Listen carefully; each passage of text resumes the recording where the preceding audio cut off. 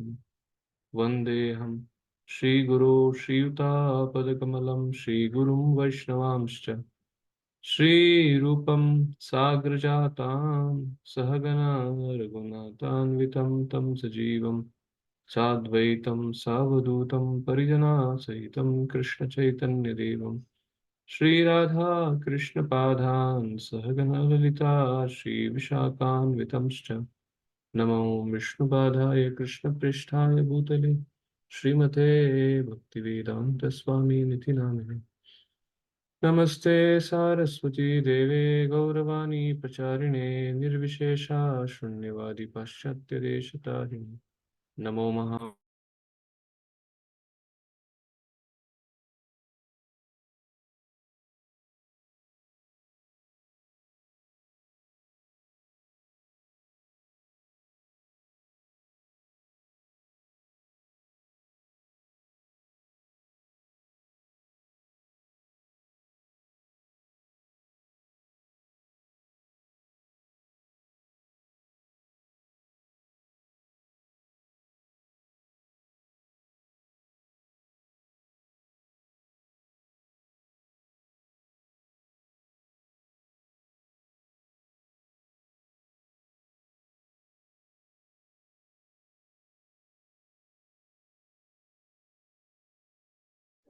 Really,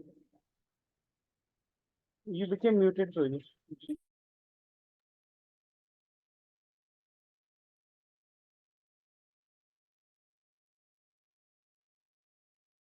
So continue the next chapter, chapter 6, creation of the universal form.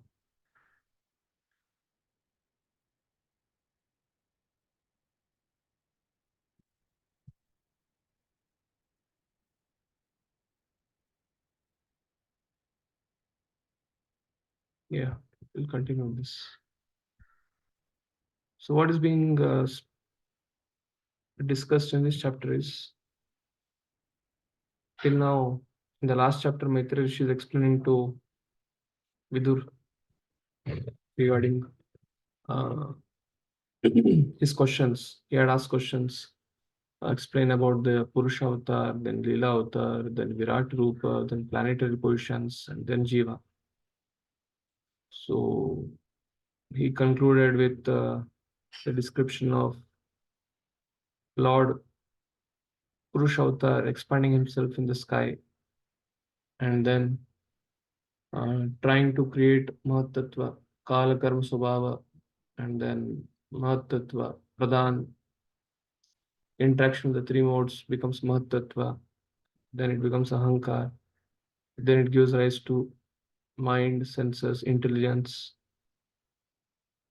Mahatattva in goodness, passion, ignorance, Vaikarika, Tejasa, and Ahankar. And what it gives rise to, we saw it.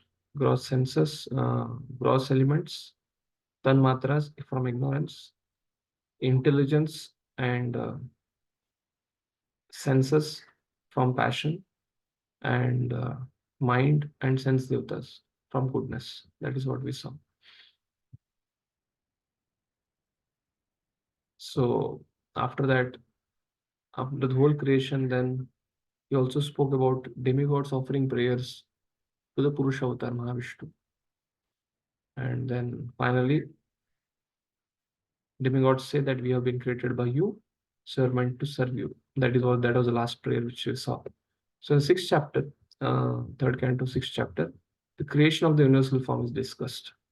So it has basically, first section speaks about development of the gigantic universal form.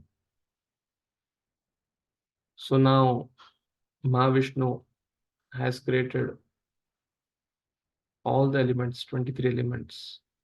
But unless and otherwise, Mahavishnu expands himself as Garbhodakshaya Vishnu and enters the universe, these 23 elements are not going to become activated. So Mahavishnu expands as Garbhodakshaya Vishnu, and as Garbhodakshaya Vishnu, he fills half of the universe with water, Garbhodaka Sagar.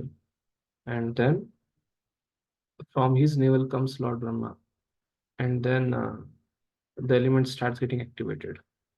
So this the sixth chapter begins with that. 23 elements are created.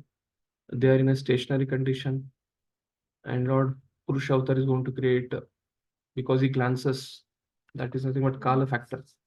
And the concept of Kali is Kali. This is nothing but material nature, material energy. Therefore, material energy in the form of Kali, she further amalgamates 23 elements. And then the living entities from their previous creation, they get awakened. And then Virat Rupa representing all the living entities, he starts floating on the Garbhodaka water till the time Brahma is created.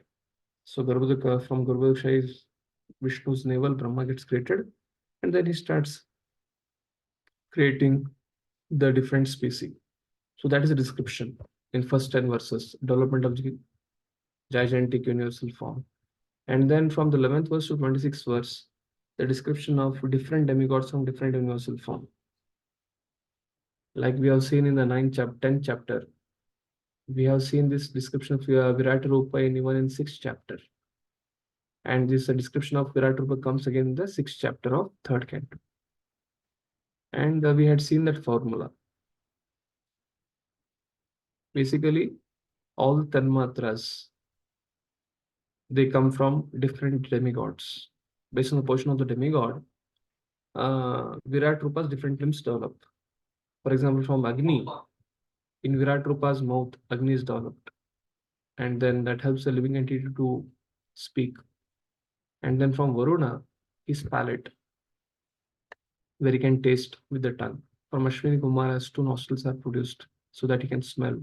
From Sun, Kadyodata, eyes are produced by which we can see. And from Anila, the demigod called as Anila, the skin is produced. Anil is nothing but Vayu. Therefore, as soon as air flows, we can feel the air on our body. So that gives us to the touch sensation, tactical knowledge. And then controlling deities of ear. Ear generally gives ability to hear. So like this, different demigods, they produce different parts of the Virat Rupa. That is from 11 to 26. And from 27 to 33, third section, development of planets. From the Virat Rupa's head, the heavenly planet is produced. The demigods reside there. That is a cause of mode of goodness. Virat Rupa's legs, earthly planet is produced. And human beings reside. That is a place of mode of passion. And from Virat Rupa's abdomen, the sky is produced. And that Rudra's associates, Bhuva, Swaha, the Swargaloka. These are 3 planetary system which sun spreads its rays. So Bhuloka is produced from the legs of the Virat Rupa. Bhuvar Loka is produced from the abdomen, the sky. And Swargaloka is produced from the head. So Bhuloka, there is passion. In Swargaloka, there is goodness. And Bhurloka, there is ignorance. There are associates of Rudra who reside there. And from mouth of the Virat Rupa, the Brahmanas are produced, arms, Kshatriyas are produced, thighs, Vaishyas are produced, and legs, Shudras are produced. This is the section basically. The whole chapter is going to speak about the 23 elements mixing with the material nature Kali, and then the different limbs of Virat Rupa are produced. That's second section. And then Virat Rupas, from Virat Rupa's different bodily parts, the planetary system, upper, middle, lower, and the different Varanas that has been produced. And from the last section, 34 to 40, highest perfection can be obtained simply hearing the Lord's glories. That is, these are the 4 sections. So this chapter has 40 verses.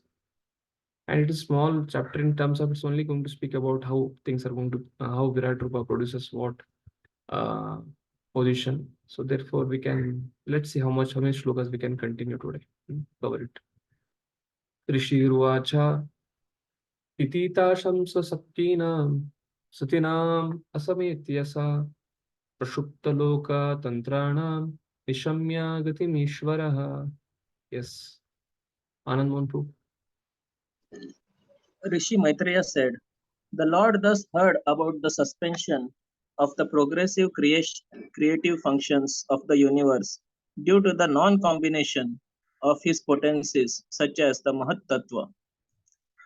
Purport: there is nothing wanting in the creation of the Lord.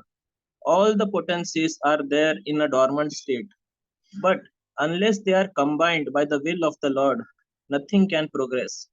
The suspended progressive work of creation can only be revived by the direction of the Lord.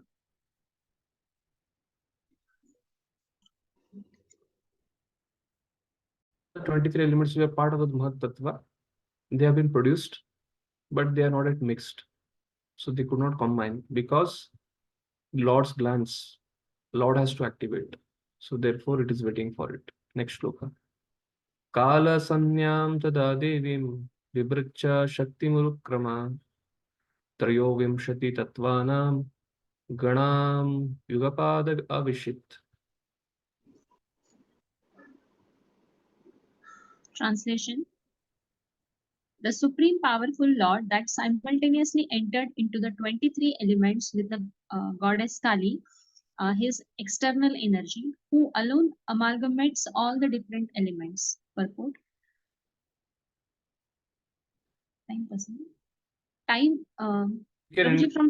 You can read the full purport. Yeah. The ingredients of matter are counted as 23. The total material energy: false ego, sound, touch, form, taste, smell, earth, water, fire, air, sky, eyes, ears, nose, tongue, skin, hands, feet, evacuating organs, genitals, voice, and mind. All are combined together by the influence of time and are again dissolved in the course of time. Time, therefore, is the energy of the Lord and act in her own way by the direction of the Lord. This energy is called Kali and is represented by the dark destructive goddess generally worshipped by person influenced by the mode of darkness or ignorance in material existence. In a Vedic hymn, this process is described as Mula Prakritir Avikritir Mahad Adyaiva Prakriti विकृत्यः सप्त षोडशकास् तु विकारो न प्रकृति न विकृति पुरुषः. The energy which acts as the material nature in a combination of the 23 ingredients is not the final source of creation. The Lord enters into the elements and applies his energy called Kali. In all other Vedic scriptures, the same principle is accepted. In the Brahma Samhita 5.35, it is stated, एकोऽप्यसौ रचयितुं जगदण्डकोटिं यच्चक्तिरस्ति जगदण्डचयाय दन्तः अण्डान्तरस्थपरमाणुचयान्तरस्थं गोविन्दमादिपुरुषं तमहं भजामि. I worship the primeval Lord Govinda, who is the original personality of Godhead. By his partial plenary expansion, Mahavishnu, he entered into the material nature and then into each and every universe as Garbhodakashayi Vishnu, and then as Kshirodakashayi Vishnu into all the elements, including every atom of matter. Such manifestations of cosmic creations are innumerable, both in the universe and in the individual atom. Similarly, this is confirmed in the Bhagavad Gita 10.42.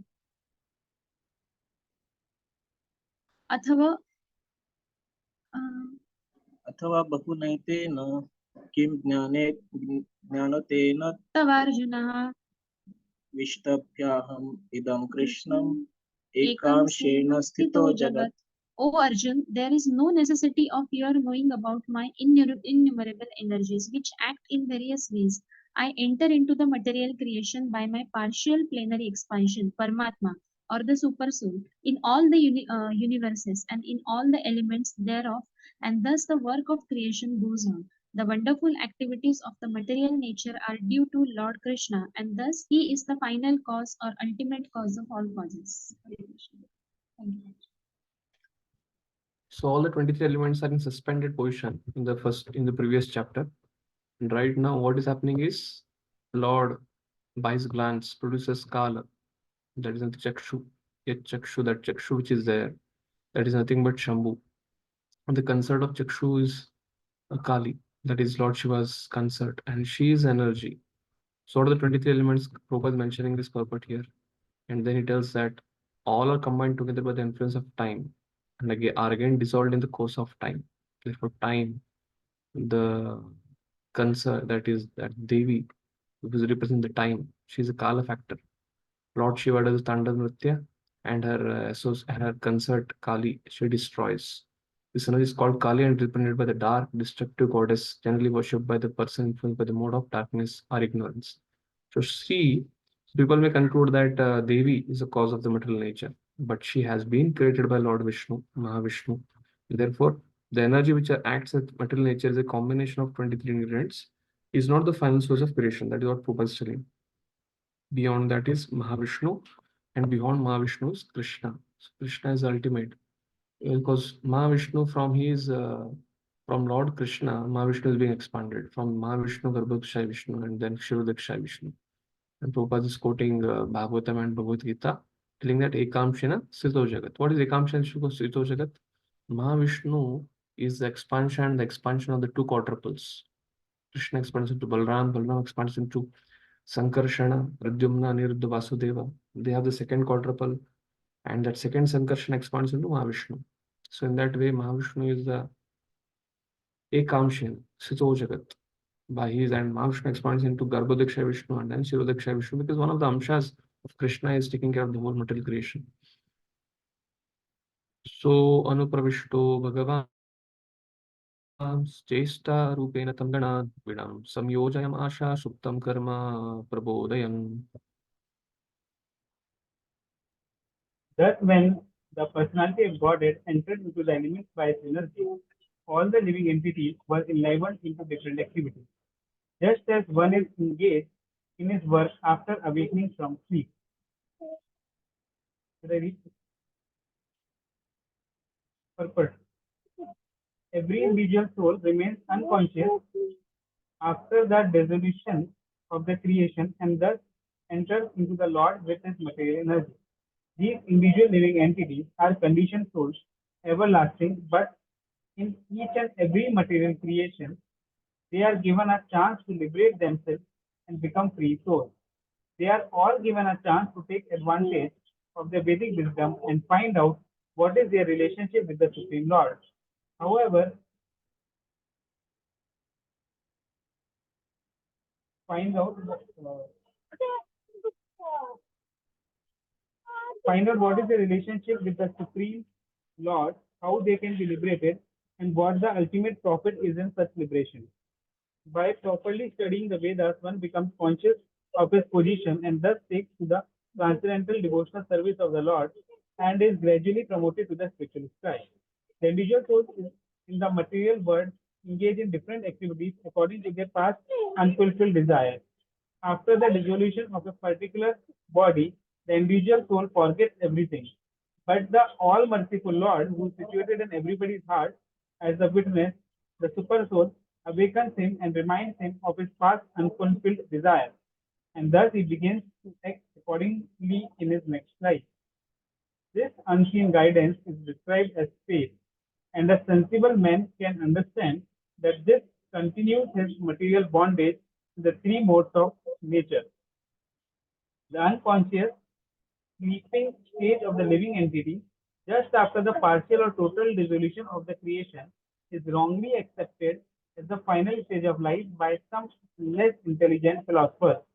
After the dissolution of the material body, a living entity remains unconscious for only a few months, and after the total dissolution of the material creation, he remains unconscious for many millions of years. But when the creation is again revived, he is awake to his work by the Lord. The living entity is eternal, and the wakeful state of his consciousness manifested by activities is his natural condition of life. He cannot stop acting while awake, and thus he acts according to his diverse desires. When he is trained to employ his desires in the transcendental service of the Lord, his life becomes perfect, and he is promoted to the spiritual sky to enjoy eternal awakened life. Third shloka mentions about the suspended living entity, it actually enters into the navel of Garbhodaksha Vishnu, and Garbhodaksha Vishnu is again inhaled by Mahavishnu at the end of Brahma's day. So when the creation happens, so the living entity again manifests back. So Prabhupada is explaining about here two types of unconsciousness, dissolution. One thing is the dissolution of the body. After the dissolution at the time of death, the living entity is in a unconscious condition for some months. And then at the end of the Brahma's day, Brahma's life. So at that time, it is unconscious for many, many millions of years. So Prabhupada is trying to clear one of the misconception that the unconscious sleeping state of the living entity just after the partial or total dissolution of the creation is wrongly accepted at the final stage of a life by some less intelligent philosophers. No. After a pralaya, partial or the final, that doesn't end the life of the Jivatma. The Jivatma again goes into the pores of Mahavishnu, and according to its Kala Karma Swabhava, again when the next creation happens, Lord gives him the intelligence as a witness, and that is called as fate, adrashta, or the karma, people say, karma phala. So Lord gives him the intelligence of what to do, what he has done in the past, how much bhakti has done in the past, how much punya has done in the past, how much papa has done in the past, then accordingly the living entity gets activated. So that is what Prabhupada is telling, that because of Lord's intervention, the living entity gets that thought process. And one should not understand that death or the Atyantik Pralaya, final Pralaya is the end of the living entity. No. It has to do its homework of reforming its consciousness. Otherwise, it cannot escape so easily. Prabhuda karma daivena taryo vimshakshitiko gana prerito janayat swabhir matrabhir adi purusham.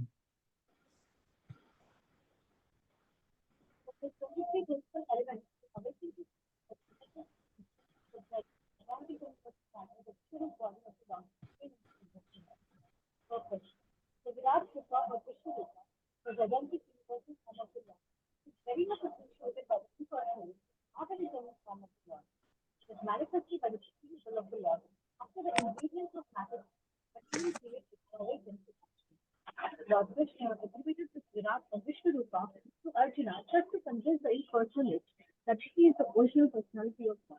Krishna exhibited the Virat Rupa. It is not that Krishna was exhibited by the Virat Rupa. The Virat Rupa is not therefore an eternal form of the Lord exhibited in the spiritual sky. It is a material manifestation of the Lord. The Archa Vigraha or the form of the Lord exhibited in the spiritual sky, it is a material manifestation of the Lord. The Archa Vigraha or the worshipable deity in the temple is a similar manifestation of the Lord for the neophyte. But in spite of the material touch, such forms of the Lord as the Virat and Archa are all non-different from his eternal form as Lord Krishna. Yes, this verse speaks about the Virat Rupa. So when yes, Mataji, Shubhalakshmi Mataji, you have some question. What is the significance of the blue highlighting and yellow highlighting? Blue highlighting is more important, and yellow highlighting is just the theme of that purport. Thank you. Some of the main points which Prabhupada mentions, like Lord Krishna exhibited this Virata or Vishwarupa to Arjuna to convince the impersonalist that he is the original personality of Godhead. Basically, Virat Rupa is material expansion of the Lord Krishna himself. What is the reason Virat Rupa? What is the cause for Virat Rupa's display in Bhagavad Gita? And the remaining yellow portion speaks about the theme which is presently going on in the section, what we are reading. Yes, Surikant Krishna. Yes, Hare Mataji. Krishna Prabhuji. Ah, Sometimes it is mentioned as 24 elements for cost manifestation. I mean, now here it is 23 elements are mentioned. 23 elements are yes. 24. When we What is speak the about difference? 23 elements in the sense that Mahat Tattva is also part of the element. The whole material world is involved in it. Sometimes what is taken is Chit. The Lord, the Jivatma is also taken. Okay. But right now it's 23 elements, what is being discussed here.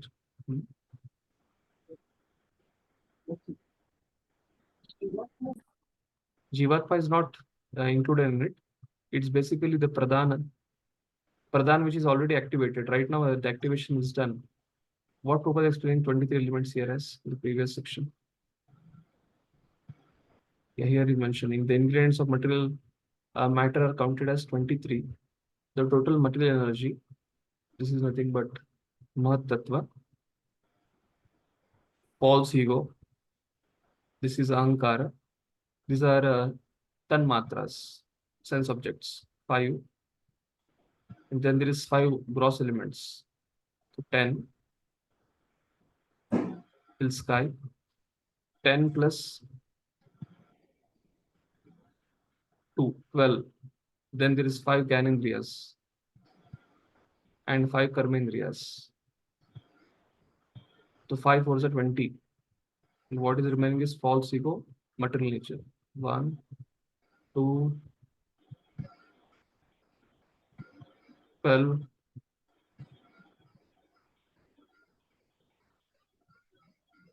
This is 12 here. This is 17, 18, 19, 20, 21, 22, 23. Mind. Pradhana is missing here. Pradhana. Pradhana is unmixed, which is spoken in the beginning. That element of Kalakara Subhava, which is predominantly in goodness, but it has slight passion. Okay.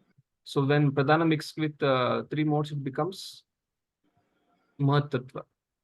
So sometimes that Pradhana is taken as a 24th element. Okay. Prabhuji, there is intelligence also missing, or I mean, it is not included. Like generally with false ego and mind, we take intelligence also. Yeah, that is intelligence is mentioned here, but intelligence is not mentioned here. Because now Lord will intervene with his intelligence for the creation.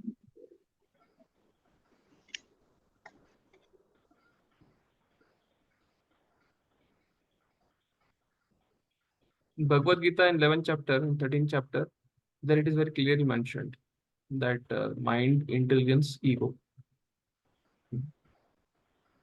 Let's see further what comes in proper purport. Where we were in 5th verse, 6th verse. Yeah, here. You have to start with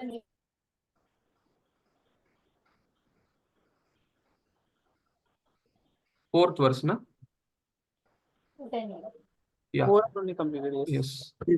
So here Prabhupada is trying to speak about that Krishna had manifested Virata or Vishwarupa in the battlefield of Kurukshetra to convince the impersonalist that he is Supreme Person of Godhead. But this Virata or Vishwarupa is nothing but a material expansion or a material. It's not eternal. It's there present in the material manifestation of the Lord.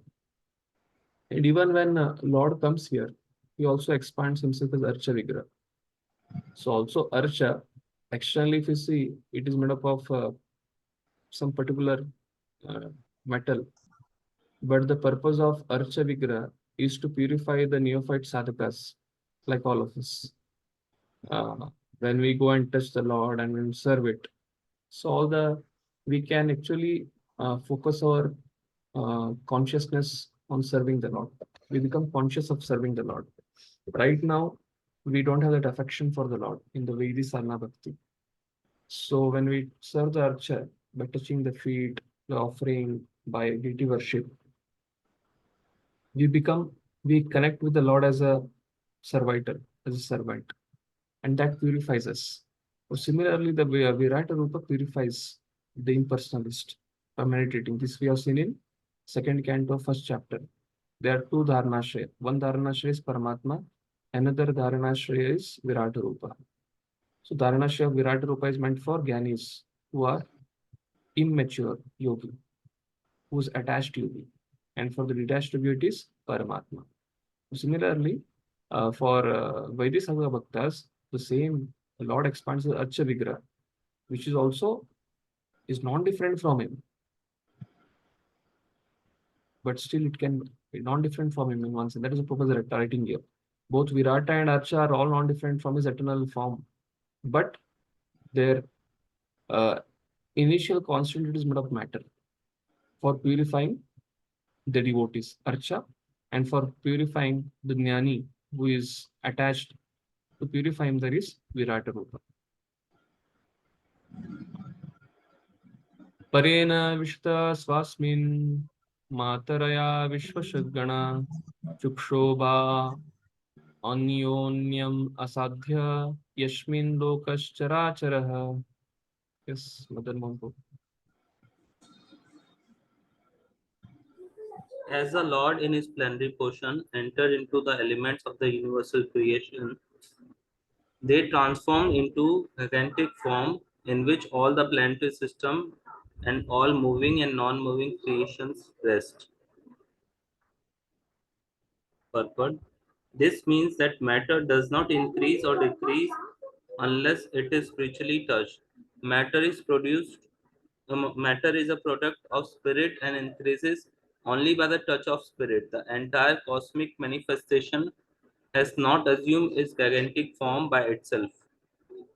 The entire cosmic body increased by the same process that we experience in our small bodies. One should not, however, foolishly think that the individual infinitesimal soul is the cause of the gigantic manifestation of the universal form. The universal form is called the Virat Rupa because the Supreme Lord within it in his planetary portion. Yes. What Prabhupada is trying to give in the purport here is, like in our body, the soul is there.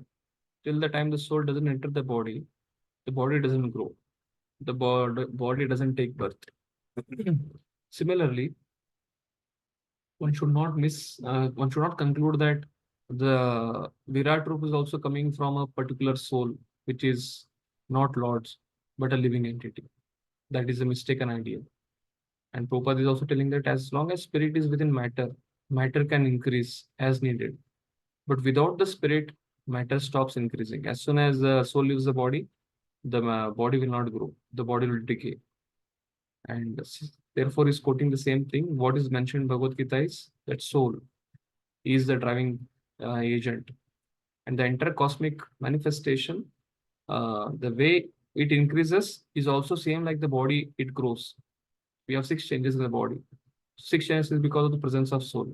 Similarly, Virat Rupa starts functioning from suspended condition to the manifestation of different planetary systems, manifestation of different abilities in the Virat Rupa. That abilities also get reflected in the living entity, and different planetary position, Bhur, Bhuvasvaha, mode of passion, goodness, and ignorance, and the different Varna and Ashrama, they appear from the Virat Rupa because of the Supreme Lord who is entering it. So universal form is called Virat Rupa because the Supreme Lord is within it in his plenary portion. So life comes from life. It doesn't come from matter. Life never comes from matter. That is a mistaken identity. Hiranmayena sapurusha sahasra parivatsaran andakosha vasapsu sarvasatvo pabramitaha. Yes, Madan Mohan. Hare Krishna.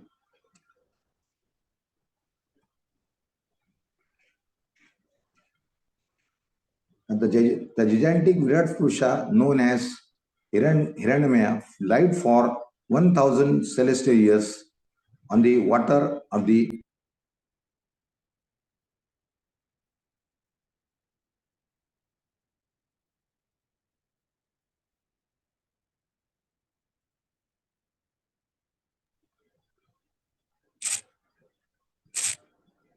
Mataji, you can read.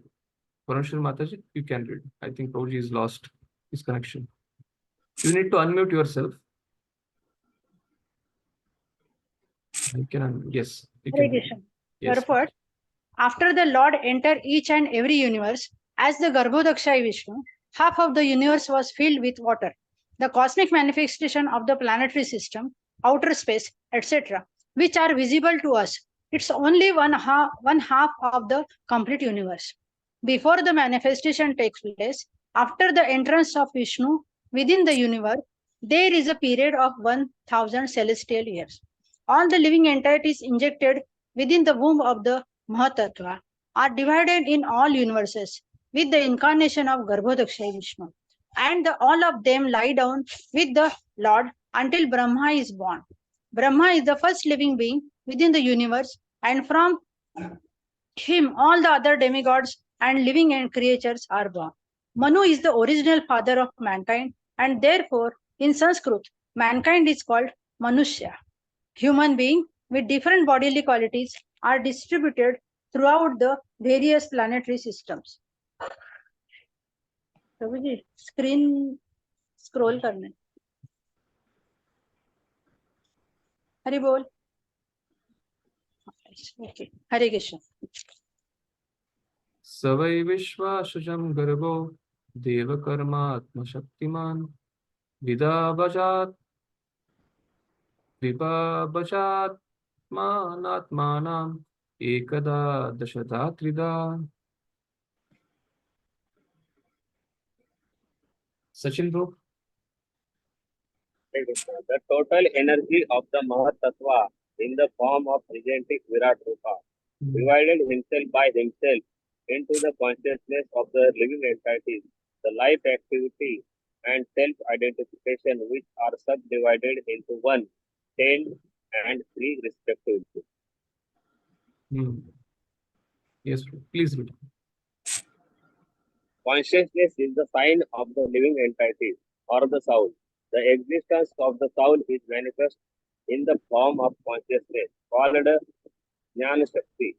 The total consciousness is that of the gigantic Virat Rupa, and the same consciousness is exhibited in individual persons. The activity of consciousness is performed through the air of life, which is of 10 divisions. The airs of life are called Pran, Apan, Udan, Yan, and Saman, and are also differently qualified as Naga, Kurma, Nag, Kurma, Yakra, Devdatta, and Dhananjaya. The consciousness of the soul becomes polluted by the material atmosphere, and thus various activities are exhibited in the false ego of bodily identification. These various activities are described in the Bhagavad Gita 2.41 as Bahu Yaka, Hai Anantasa, Cha Buddhayo Vyavasayinam. The condition that the activities is one. The consciousness of the individual soul become one with the supreme consciousness when there is complete synthesis between the two. The monist believes that there is only one consciousness, whereas the Sattvatas or the devotees believe that although there is undoubtedly one consciousness, they are one because there is agreement. The individual consciousness is advised to dovetail with the supreme consciousness, as instructed by the Lord in the Bhagavad Gita 18.66, Sarva Dharma Parityajya Mahamekam Saralam Vraja. The individual consciousness, Arjuna, is advised to dovetail with the supreme consciousness and thus maintain his consciousness purity. It is foolish to try to stop the activities of consciousness, but they can be purified when they are dovetailed with the supreme. The consciousness is divided into 3 modes of self-identification according to the proportion of purity: Adhyatmic or self-identification with the body and mind, Adi Bhautik or self-identification with the material product, and Adi Daivik or self-identification as a servant of the Lord. Of the 3, Adi Daivik self-identification is the beginning of purity of consciousness in pure sense of the desire of the Lord. About 1, 10, and 3. That 1, 10, and 3 is nothing but 1 is the consciousness, as mentioned here. Total energy of the Mahatattva in the form of gigantic Virat to divide himself by himself into consciousness of a living entity, that is 1. Prabhupada is also giving the explanation that 1 means it's not that it gets mixed, it merges, but 1 in purpose, it dotaling. So Lord is the enjoyer and the living entity is enjoyed. So it cooperates. That cooperation of the living entity with the the Supreme is called as one. And second thing is, yes, Anand Mohan. So what is that? Divided himself by himself must means. Basically, Virat Rupa is there. Virata Rupa, in the form of the gigantic Virat Rupa, he is divided himself by himself. In the sense that these 23 elements, all of you are asking these 23 elements. Vishnu Chakra Thakur is writing. It refers to the Mahatattva, Ahankar, and then 5 Karmendriya, 5 Gyanendriya. That refers to 12. And then there are 11 senses. There are 11. Mind is also mind, intelligence, they are clubbed in one in this case. Therefore, it is becoming 23. That is the explanation of Vishnu Chakra Thakur. And regarding this thing which divided himself by himself is, Lord is expanding himself into this 23 elements in this case, and the Kali enters into the suspended things to make the cohesion effect. So Virat Rupa is produced. So now he has to start functioning the different planetary position, different senses. So what happens in the reaction is Virat Rupa is produced. He himself divides by his own effect. Lord is nothing, and Lord is not going to do anything here. Lord has just glanced. He has produced the Kali. So Kali gets mixed, and the Virat Rupa, by his activity, he divides himself. And how he divides? He divides himself into the consciousness of the living entity. Second thing is 10 is nothing but the prana, which Prabhupada is mentioning here. Prana, Pana, Udana, Vyana, Samana, and different prana vayus here. Naga, Kurma, Prakara, Deva, Datta, and Dhananjaya. This is 10. And 3, this 3 is referring to the paragraph which comes here, the consciousness. That is Adhyatmika, that is consciousness of a living entity who is self-identification with the body, is bodily concept of life. Second thing is Adi Daivika, Adi Bhautika, where self-identification of the material product. And the third is Adi Daivika, he is identifying himself as the servant of Krishna. So this Adi Daivika self-identification is the beginning of purity of consciousness. This 1, 10, 3 is referring to Jnana Shakti, consciousness of Jnana Shakti, and then the 10 pranas, and then the 3 consciousness division in terms of Adhyatmika, Adi Daivika, and Adi Bhautika. Esha hi ashesha sattvanam atmamsha paramatmanah adhyo vataro yatrashu bhutagramo vibhayate. Translation: the gigantic universal form of the Supreme Lord is the first incarnation and plenary portion of the Supersoul. He is the self of an unlimited number of living entities, and in him rests the aggregate creation, which thus flourishes. Purport: the Supreme Lord expands himself in 2 ways, by personal plenary expansion and separated minute expansion. The personal plenary expansions are Vishnu Tattvas, and the separated expansions are living entities. Since the living entities are very small, they are sometimes described as the marginal energy of the Lord. But the mystic yogis consider the living entities and the supersoul, Paramatma, to be one and the same. It is, however, a minor point of controversy. After all, everything created rests on the gigantic Virat, or universal form of the Lord. Yes. So here the universal form, the first incarnation of planetary portion of the super soul, and he represents the unlimited living entities, and in him rests the aggregate creation which thus flourishes. So in this 8th and 9th, we have seen the 7th verse and 8th verse now. So Vishwan Chakra Thakur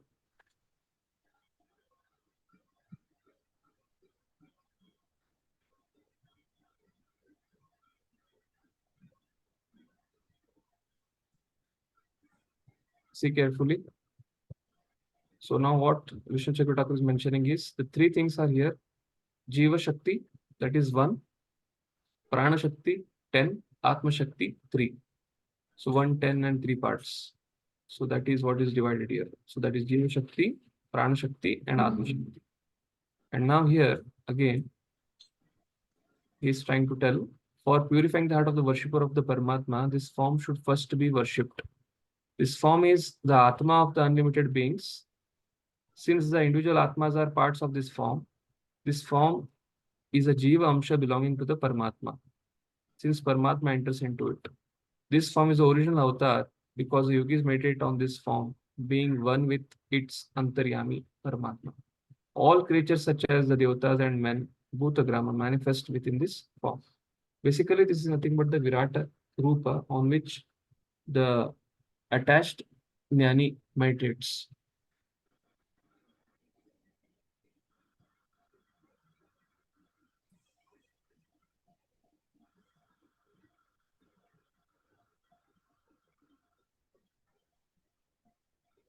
Sadhyatma Sadi Devascha Sadibhuta Iti Trida Virata Prano Dashavida Ekada Hridayena Cha. Again it is coming Adhyatma Adidaiva Adibhuta Iti Trida.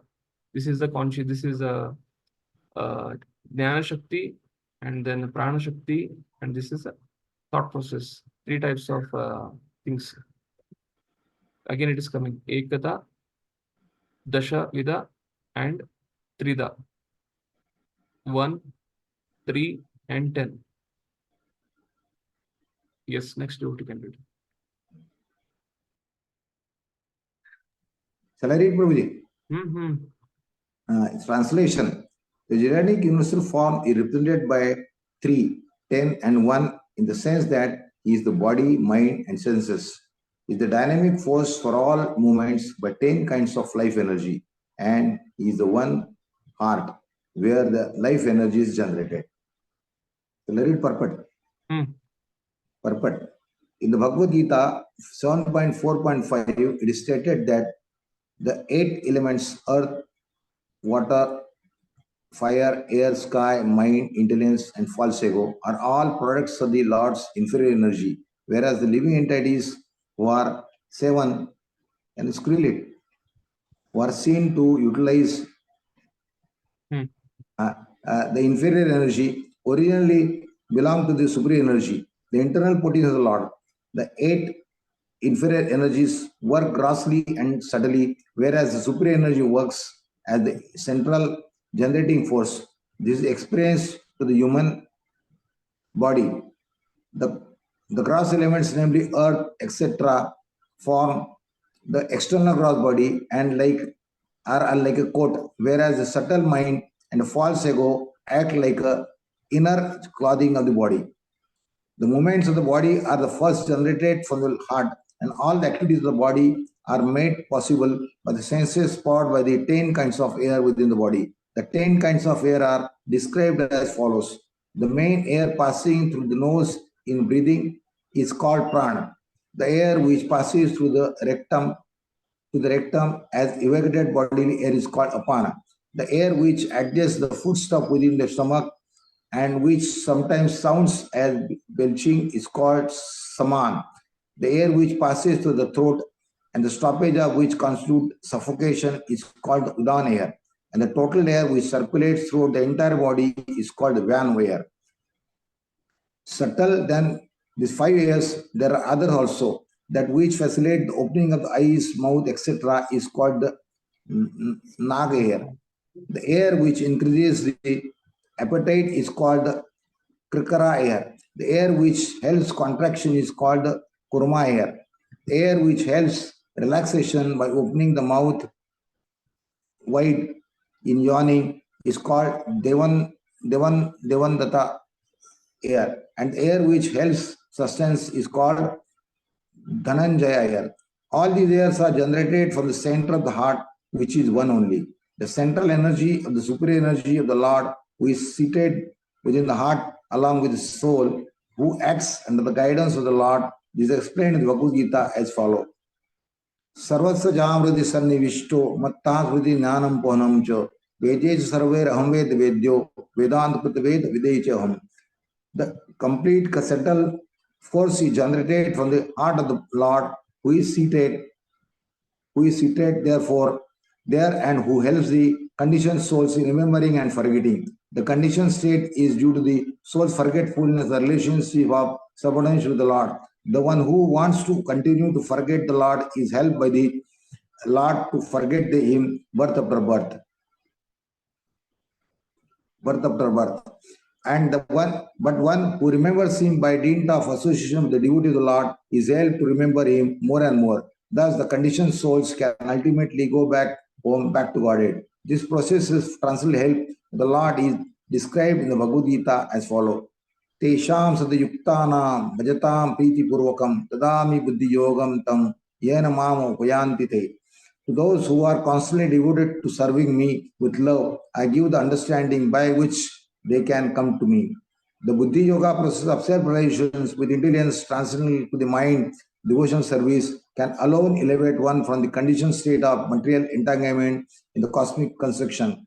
The conditioned state of the living entity is like that a person who is within the depths of the huge mechanical arrangement. The mental speculators can reach the point of Buddhi Yoga after many lifetimes of speculation. But the intelligent persons who begins from the platform of intelligence above the mind makes rapid progress and self-realization because the Buddhi Yoga process entails no fear of deterioration or retrogression at any time. It is the guaranteed path of path to self-realization as confirmed in the Bhagavad Gita 2.40. The mental speculators cannot understand the following example from the Svetasvara Upanishad. Two birds, the soul and the super soul, are sitting in the tree of the body. The individual souls eat the fruit of the tree, while the other bird does not eat the fruit, but only observe the activities of the eating bird. The witnessing bird, without attachment, helps the fruit-eating bird perform fruity activities. One who cannot understand the difference between the soul and the super soul, the living entity and the God, it certainly is still in the entanglement of the cosmic machinery and thus must still await the time when he will be free from bondage.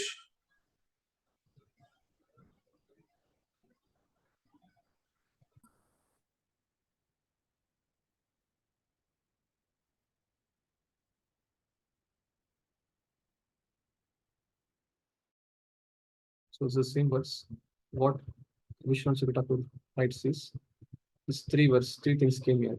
Sadyatma, Sadidaiva, Sadibhuta, iti trida. And Virata Prana, Dashavida, Ekada, Hridayena cha. So what it means is, the three Atma Shaktis, that is Sadi, the first was what? Sadi Atma, that is senses. And then Sadi Daiva is sense Devatas. And Sadi Bhuta, it is nothing but gross organs along with sense objects. So we had seen in 2.2 canto 6th chapter, as well as in last chapter, 5th chapter, the final end product of the creation is ahankara and ignorance gives rise to gross elements, Panch Mahabhutan, earth, water, fire, air, ether.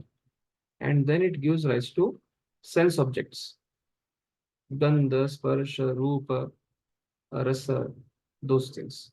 So 5 sense objects and 5 elements. So they are categorized as Sadibhuta here.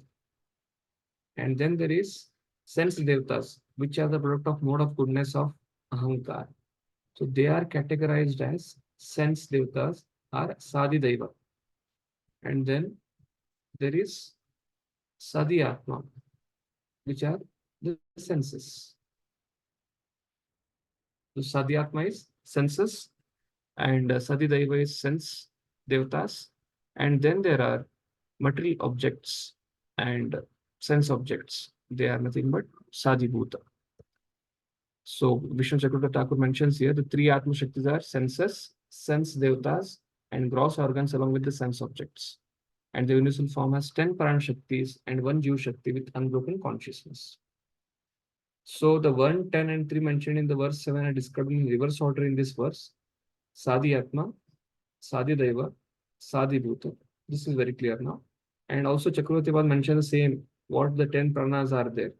What Prabhupada is taking the purport, he also mentioned the same, Chakravarti Prabhupada's commentary only, what these 10 prana vayus refer to. So this 9th verse speaks that, what it speaks, the 9th verse speaks about the gigantic universal form is represented by 3, 10 and 1. And what is the 3? 3 is referring to Atma Shakti. 3 Atma Shakti, 1 Jiva Shakti, and then 10 Prana Shakti.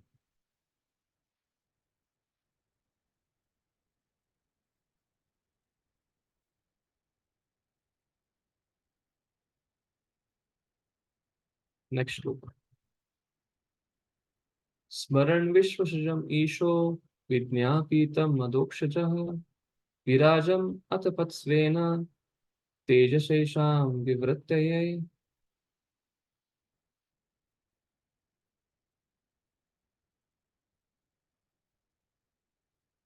The Supreme Lord is the super soul of all the demigods entrusted with the task of constructing the cosmic manifestation. Being thus prayed to by the demigods, he thought to himself and thus manifested the gigantic form for their understanding. Shloka is doing here is, the Lord is doing is, he's entrusting all the things. He's entrusting the responsibilities to the demigods. All the demigods entrusted with the task of constructing the cosmic manifestation. So right now it is in the, what has happened is the 23 elements, intelligence is merged with the mind. So it is 23.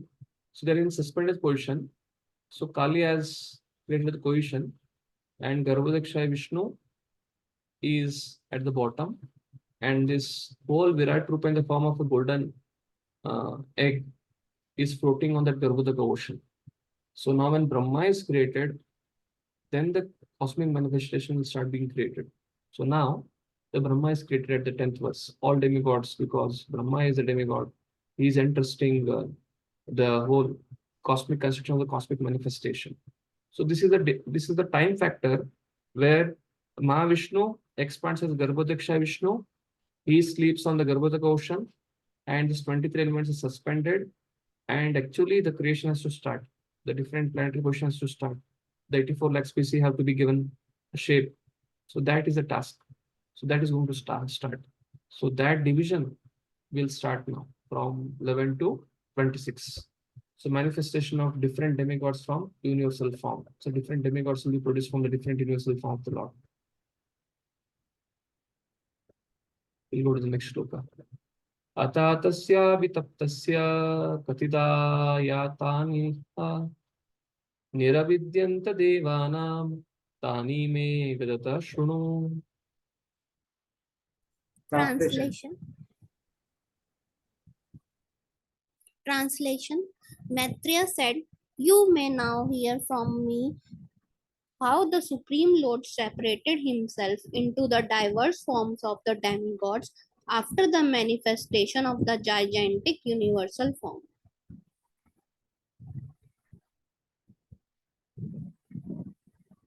You can read the purport. Purport by Srila Prabhupada ki jai. The demigods are separated parts and parcel of the Supreme Lord, as are all other living entities. The only difference between the demigods and the ordinary living entities is that when the living entities are rich in pious acts of devotional service to the Lord, and when their desire to the Lord it over material energy has vanished, they are promoted to the post of demigods, who are entrusted by the Lord with executing the management of the universal affairs. Tasyagnir ashayam nirbinnam lokapalo vishatpadam vachasvamshena vyaktatvam kiyaso pratipadyate. So what this shloka is referring to is, this in each shloka, the position of the demigod is mentioned, which demigod, and which part of the Virat Rupa is manifested, and what it helps the living entity. 3 things are being mentioned. What is mentioned? The demigod, and in which portion of the Virat Rupa is manifesting, and what is happening because of the manifestation. So in this shloka, what is being manifested is, what is being told is, Tasya Agnir Ashayam Nirbinnam. So Agni is a demigod who is being produced. Lokapala Vishat Padam. So what is coming from him? The mouth is being manifested by him. Lokapala Vishat Padam. Tasya Agnir Ashayam. Ashayam is mouth. So demigod Agni, he is producing the organ of mouth. He is representing, or his manifestation is manifesting in the region of mouth of the Virata Rupa. And what ability is given to the living entity? He is giving the ability of expressing himself in the words. That is Vacha Swamshena Vyaktatvam. Vyaktavam. That is, Vacha is words, Swamshena by one's own part, Vyaktatvam, speeches. So Vacha is mouth, which produces sound or speech. So that is the understanding of the next 12 to 26 verses. So demigod will be there, position of the demigod in the Virat Rupa, and what is the ability which is going to come in the Jivatma. So therefore, this is the need. Virat Rupa is basically is going to manifest different sense devatas who will become the different sense devata in charge of the different senses of the Jivatma. There are 5 karmendriyas, 5 gyanendriya. So out of these different senses are there, each will have a sense devata. So their production will come from 12th to 26th. Yes, next devotee can read. Translation: Agni or heat separated from his mouth, and all the directors of the material affairs enter into his mouth in their respective positions.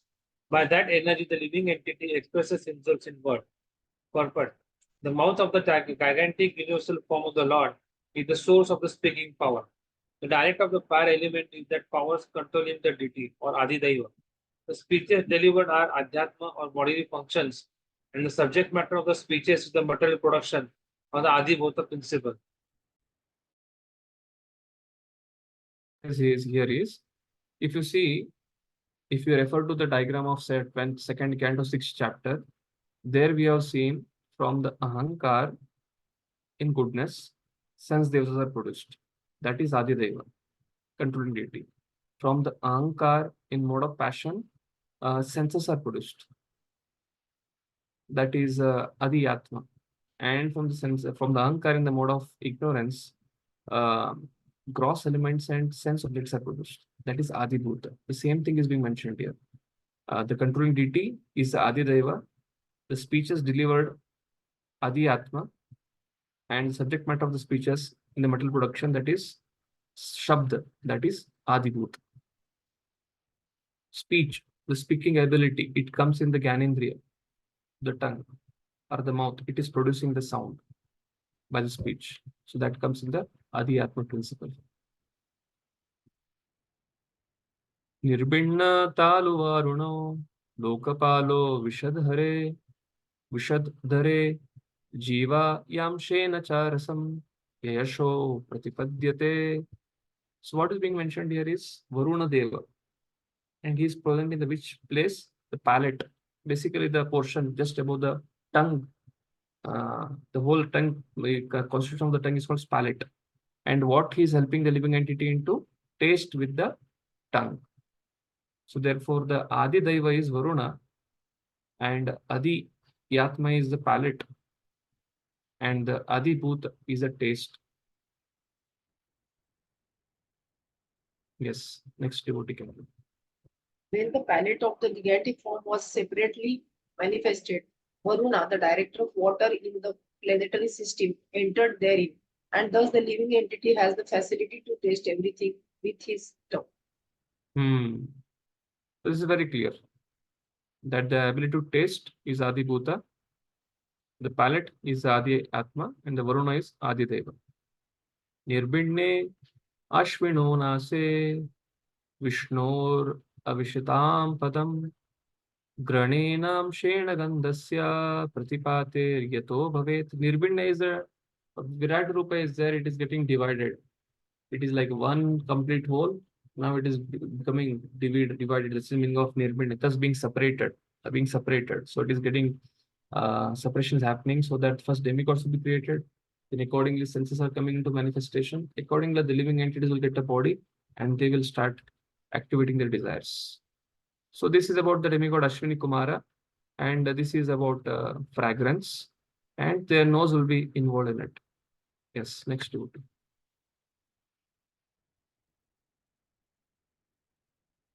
Everybody's finished?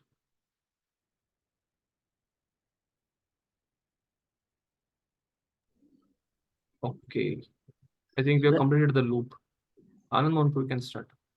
When the Lord's two nostrils separately manifested themselves, the dual Ashwini Kumaras entered them in their proper positions, and because of this, the living entities can smell the aromas of everything.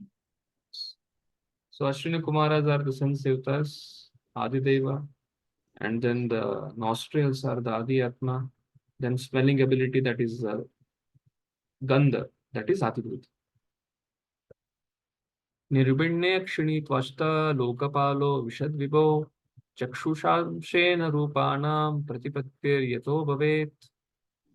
Translation. Thereafter, the two eyes of the gigantic form of the Lord were separately manifested. The sun, the director of light, entered them with the partial representation of eyesight, and thus the living entities can have vision of forms. Yes, the sun is Adideva, and eyes are the Adhyatma, and then eyesight is a form, seeing a form, having vision of the form. Form is a Rupa, that is a Adibhuta. Nirbhinnani asya charmani lokapalo anilo vishat pranenam shena samsparsham yenauso pratipadyate. So now the Vayu is coming. Yes. When there was a manifestation of skin separated from the gigantic form, Anila, the deity directing the wind, entered with partial touch, and thus the living entities can realize the tactile knowledge. Yes. What's tactile knowledge? When the air flows around your body, there are hairs, there's a thin layer of the skin which you can feel. Sparsha. The sparsha is the Adibhutaha, Anila is the Adideva, and then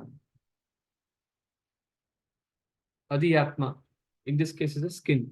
Sense, skin is the Adhyatma. Gyanendriya. Karnau asya vinirbinnau dishnyam swam vivishur disha Srotrenam shena sabdasya siddhimyena prapadyate. When the ears of the gigantic form became manifested, all the controlling deities of the directions entered into them with the hearing principle, by which all the living entities hear and take advantage of sound. Yes, so in this case, the sense devata, ears of the gigantic form became manifested. So ear is the Adibhuta, Adhyatma. The sound is the Adibhuta, and the sense sound devata, Dig Devatas. They are the deities, controlling deities of directions called as, in Sanskrit called as Dig Devatas. So Adi Deva is Dig Devatas. Ears are the Adi Yatma, Gyanendriya, and Adi Bhuta is a sound, which is a Tanmatra. Yes, Mother, you can read this purport.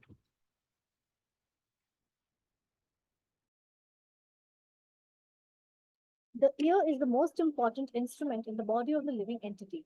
Sound is the most important medium for carrying the message of distant and unknown things. The perfection of all sound or knowledge enters through the ear and makes one life perfect. The entire Vedic system of knowledge is received by oral reception only, and thus sound is the most important source of knowledge. So the whole creation starts with the sound.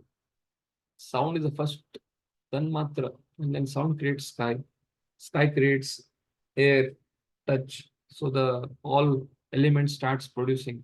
Then accordingly, the Tanmatras and elements and Gyanendriya, Karmendriya, the whole creation. If you see carefully the previous verse, Maitri Rishi says that the Mahavishnu, he expanded himself into the sound in the sky and he lied down.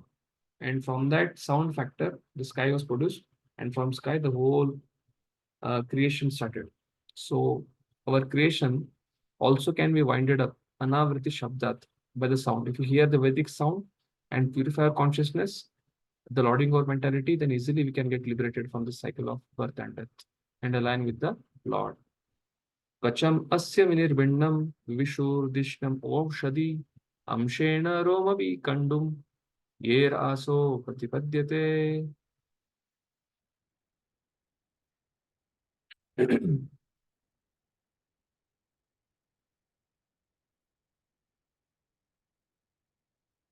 Yes. Who's the next student? Charanavinda Prabhu.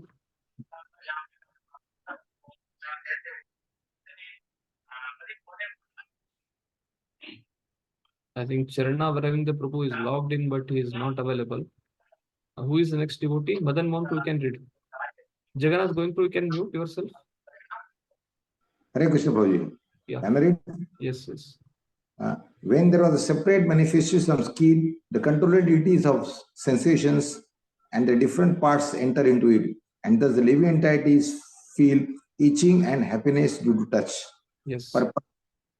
For sense perceptions, there are two principal items: touch and touch, itching, and both of them are controlled by skin, hairs on the body. According to Sri Vishwanath Chakravarti, the controlling deity of the touch is the air passing within the body, and the controlling deity of the hairs of the body is Oshadhya. For the skin, the object of perception is touch, and for the hairs on the body, the object of perception is itching. Yes. So therefore, the name of this deity itself, which is controlling deity of itch or touch. That is what is mentioned by Prabhupada. And the Adi Atma is the skin, especially the hairs is Adi Atma. And what is the Adi Bhuta? The itching and happiness due to the touch factor. That is the sparsha. That is again, this is extension of the skin only, which Anila is producing. So this is another, the Anila is the Vayu, and but this controlling deity of sensation is another deity. Yes, next is about Prajapati. Nedram tasya vinirbinnam swadishnyam topavisat retasamshena yena swav anandam pratipadyate. Hare Krishna. Translation. When the genitals of the gigantic form separately become manifest, then Prajapati, the original living creatures, enter into them with his partial semen, and thus the living entities can enjoy the sex pleasure. Yes, Prajapati is the Adidaiva, and this reproductive organ is the Adiyatma, and then product is the Adibhutaha. Gudam pumso vinirbinnam mitro loke shavisat payon amshenayena visargam pratipadyate. Now it is the excretory organ being described here.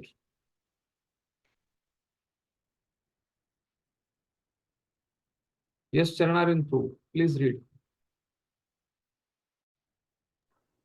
The evacuating channel separately became manifest, and the director named Mitra entered into it with partial organs of evacuation. Thus, the living entity are able to pass stool and urine.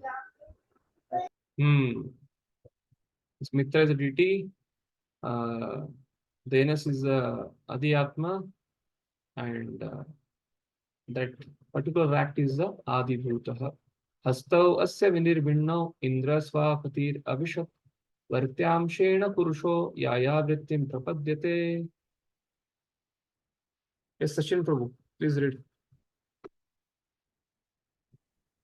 Thereafter, when the hands of the gigantic form separately become manifested, Indra, the ruler of the heavenly planets, entered into them, and thus the living entity is able to transact business for his life.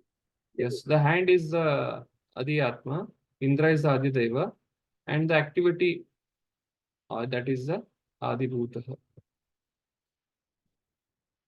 Padavasya vinirbinnau lokesho vishnur avisat gatya swamshena purusho yaya prapyam prapadyate.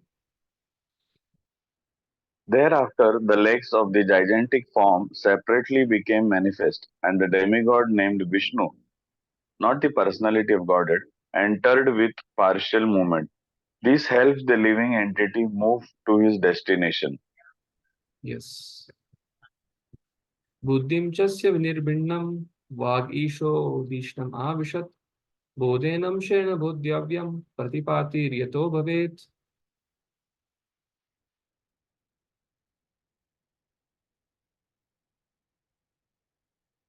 Shobha Lakshmati.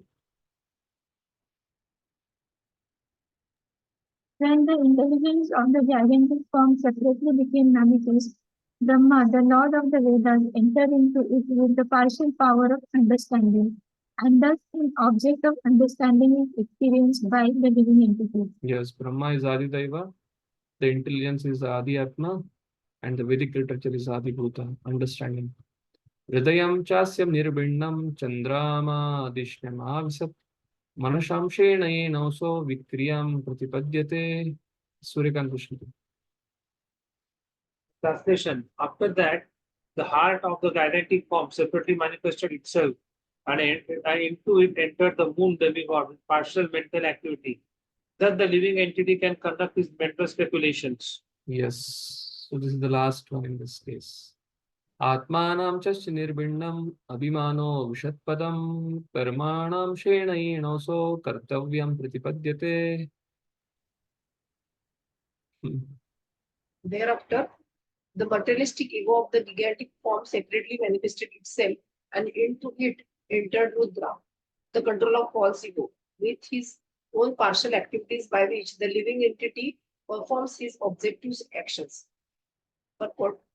The false ego of materialistic identity is controlled by the demigod Rudra, an incarnation of Lord Shiva. Rudra is the incarnation of the Supreme Lord who controls the mode of ignorance within material nature. The activities of the false ego are based on the objective of the body and mind. Most persons conducted by the false ego are controlled by Lord Shiva. When one reaches a finer version of ignorance, he falsely thinks of himself as the Supreme Lord. That egoistic conviction of the conditioned soul is the last layer of the illusory energy which controls the entire material world.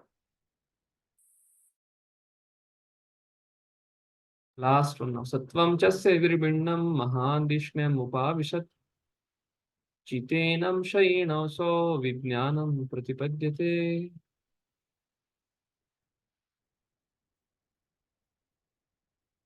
Yashika Mataji, please read. Translation. Thereafter, when his consciousness separately manifested itself, the total energy Mayat Tattva entered with his conscious part. Thus, the living entity is able to conceive specific knowledge. Yes. So therefore, this concludes the section of how the Virat Rupa manifests or separates himself into the deities to produce a particular Adi Daiva, Adi Bhuta, and Adi Atma, which is the need of a Jivatma. Jivatma needs a body, and he has to function in the material world with his simulated body. So accordingly, these different demigods, they are manifested. So next section is development of planets, living entities, and Varanas. From the head, demigod Svargalok is manifested. From the leg, Bhuloka and human beings. From the abdomen, Bhuarloka and the Rudras shades. And Brahmana, Kshatriyas, Vaishyas, Shudras from mouth of the universal form, arm, thighs, and legs. So this is a section. Next, third section.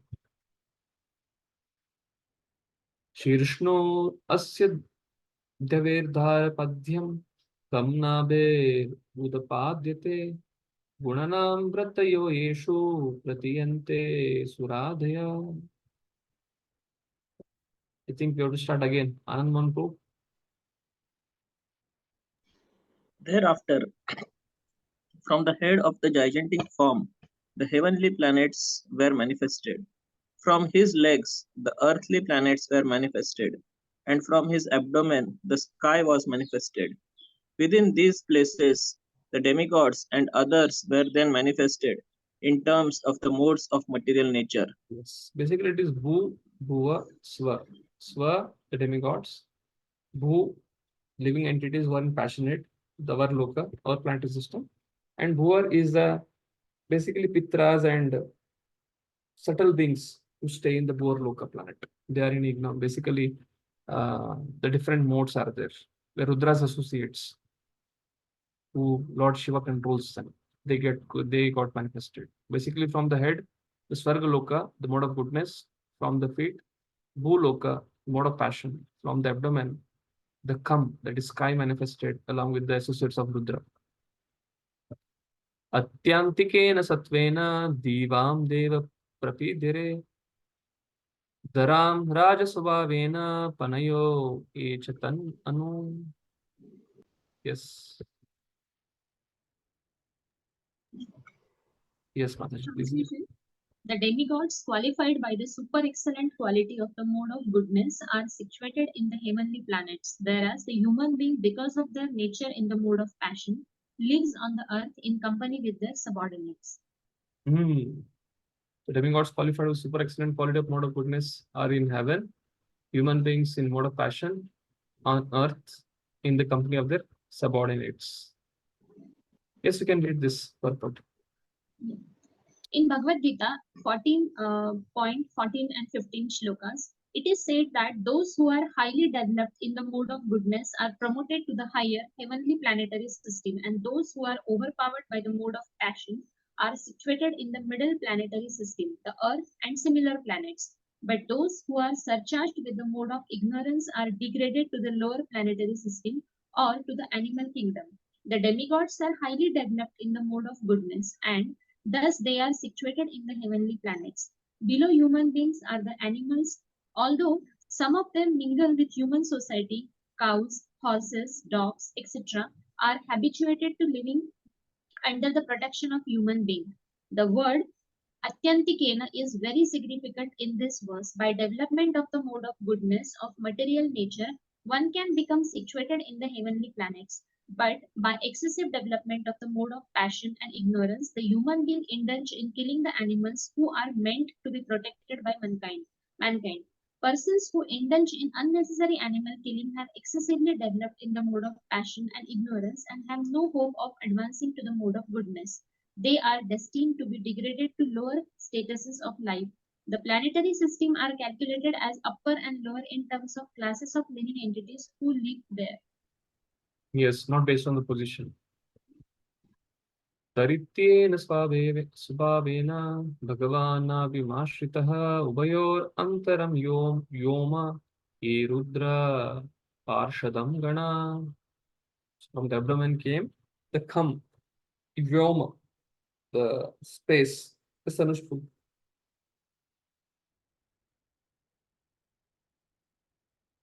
Anushpu, you can read. Living entities who are associates of Rudra have developed the mode of ignorance, the third mode of material nature. They are situated in the sky between the earthly planets and the heavenly planets. Yes. They are placed between earthly planets and heavenly planets. So therefore, Prabhupada told in the last line, it's not based on position, based on consciousness. So these Rudras are in ignorance, but they are above the Bhumandala, Bhuloka. Yes, Prabhu, please read. Purport. The middle portion of the sky is called Bhuvarloka as confirmed by both Srila Vishwanath Chakravarti and Srila Jeev Goswami. In the Bhagavad Gita, it is stated that those who develop the mode of passion are situated in the middle region. Those who are situated in the mode of goodness are promoted to the regions of the demigods. Those who are situated in the mode of passion are placed in human society, and thus who are situated in the mode of and those who are situated in the mode of ignorance are placed in the society of animals or ghosts. There are no contradictions in this conclusion. The numerous living entities distributed all over the universe in different planets are so situated in terms of their own qualities in the modes of material nature. Yes. So ignorance can refer both to animalistic life as well as it can refer to ghostly life.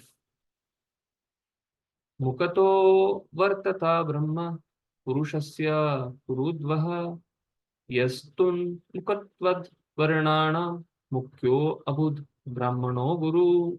So now the different varnas coming from the universal form. Yes, Mataji can read. O chief of the Kuru dynasty, the Vedic wisdom became manifested in the mouth of the Virat, the universal form. Those who are inclined to this Vedic knowledge are called Brahmanas, and they are the natural teachers and spiritual masters of all the orders of society.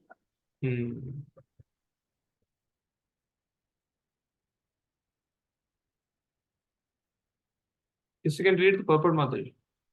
As confirmed in the Bhagavad Gita 4.13, the four orders of human society developed with the order of the body of the gigantic form. The bodily divisions are the mouth, arms, waist, and legs.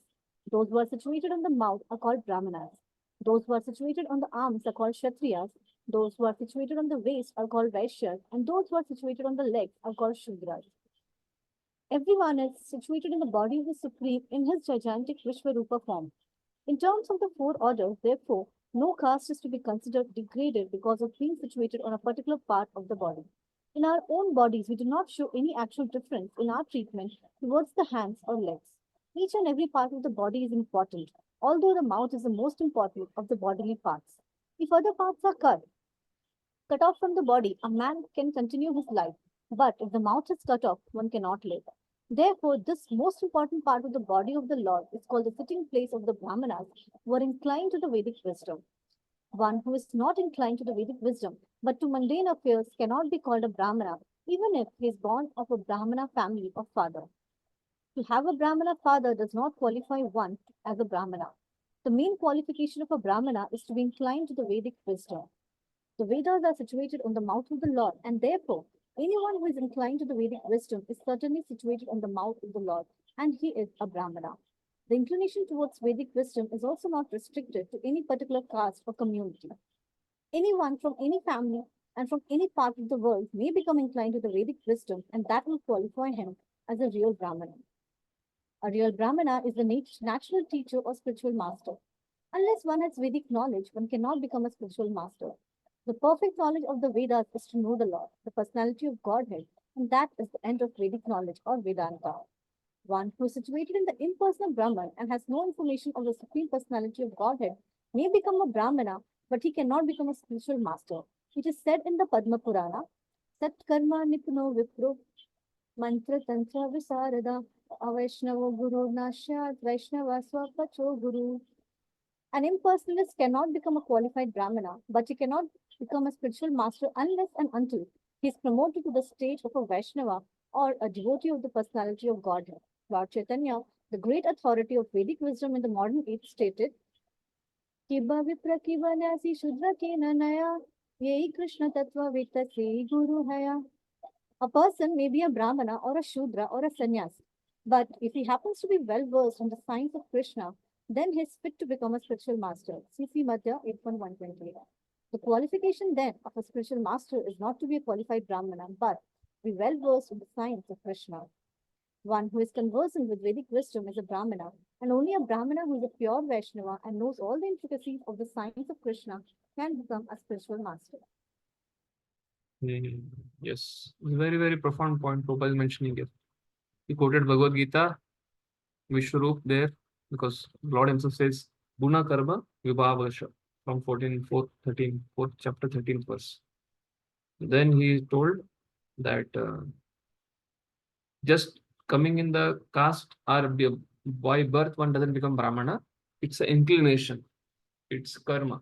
By karma, that is one's inclination to the Vedic wisdom. And then Prabhupada quoted that if somebody can become a Brahmana, if impersonalist can become a Brahmana, qualified Brahmana, but he cannot become a spiritual master.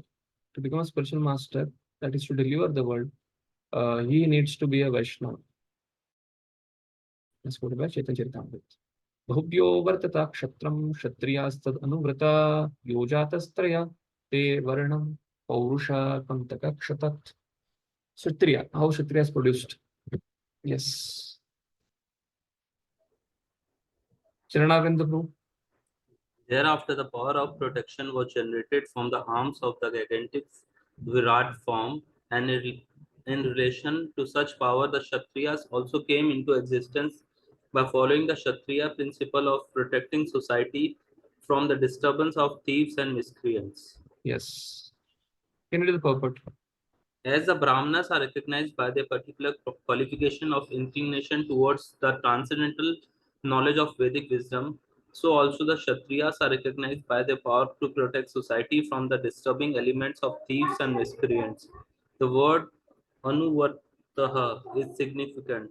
A person who follows the Kshatriya principle by protecting society from thieves and miscreants is called a Kshatriya. not the one who is simply born a Kshatriya. The conception of the caste system is always based on quality and not on the qualification of birth. Birth is an extraneous consideration. It is not the main feature of the orders and division. In the Bhagavad Gita, the qualification of the Brahmana, Kshatriya, Vaishya, and Shudra are specifically mentioned. And in it is understood that all such qualifications are needed before one can be designated as belonging to a particular group.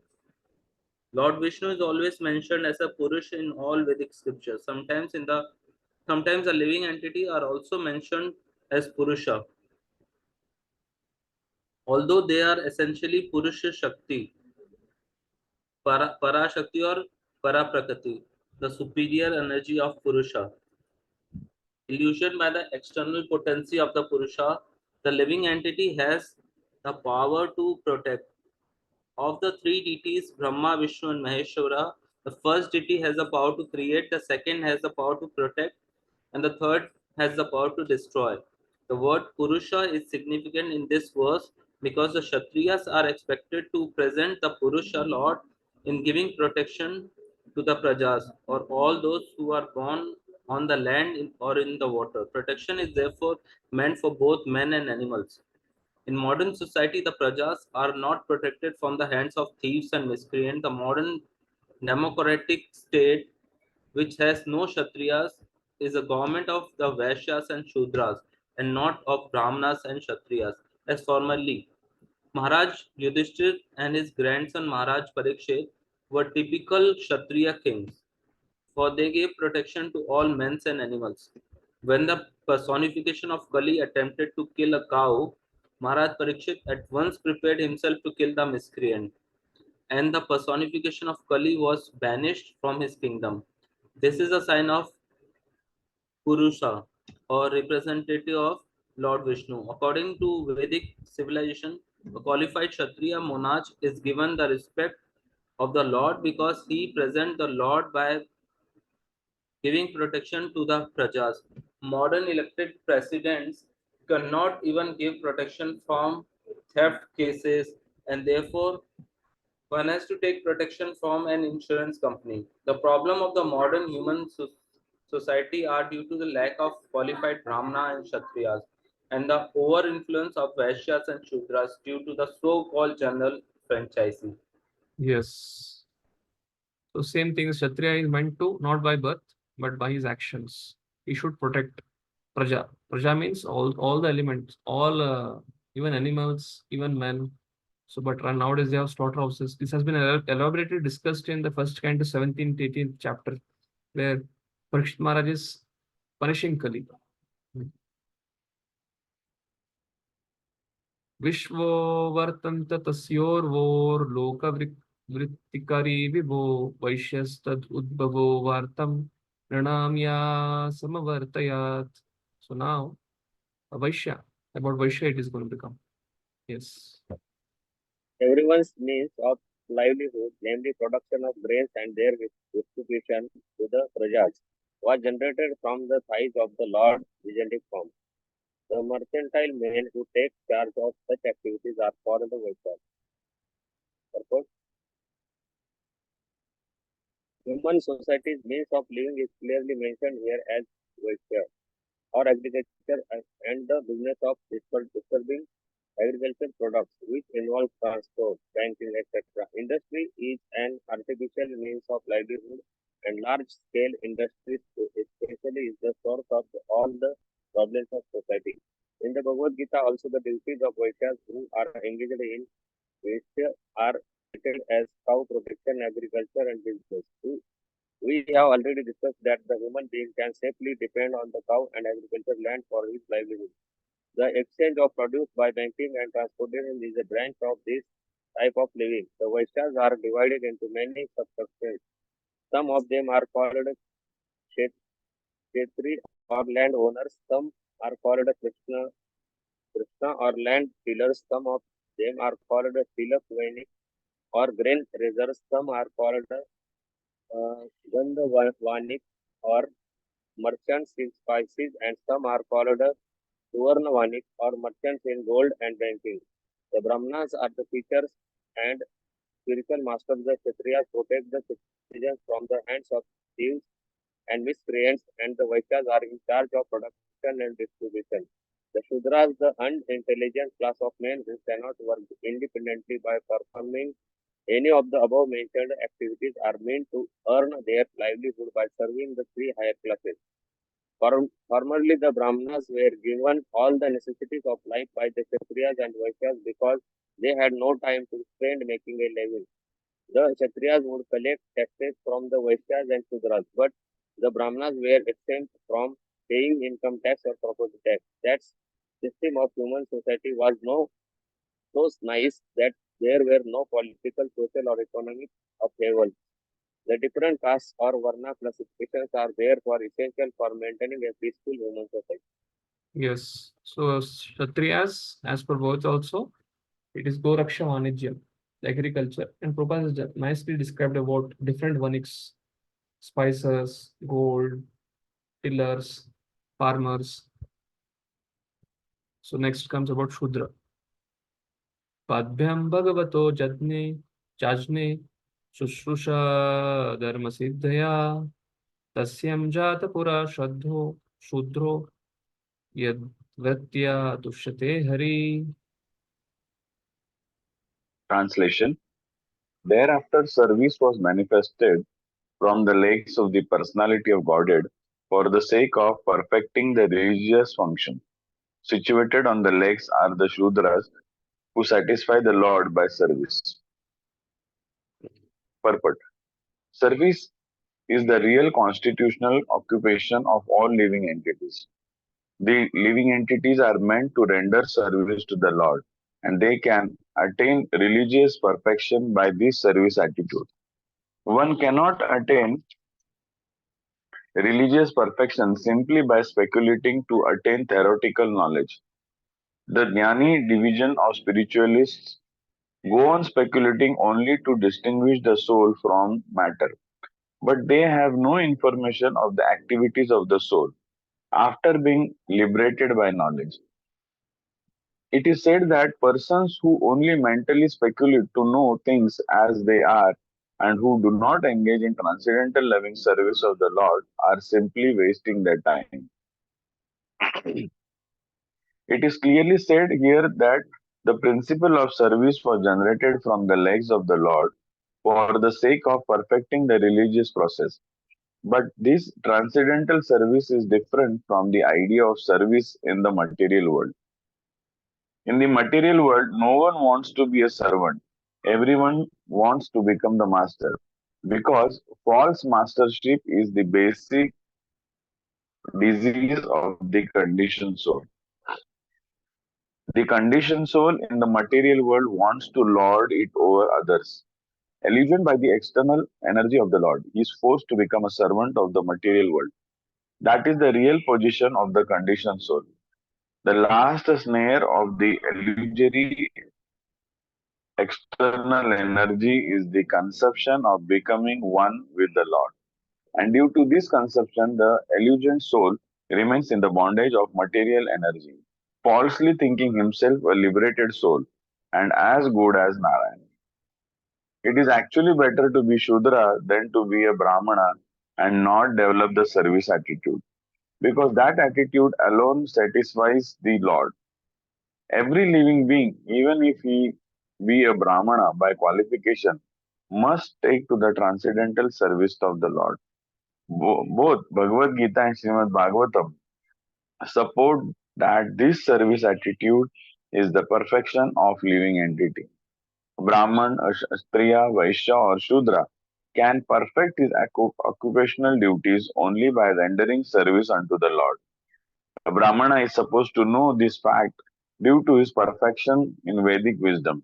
The other sections are supposed to follow the directions of the Brahmana, Vaishya, one who is Brahmana by qualification and a Vaishnava by action.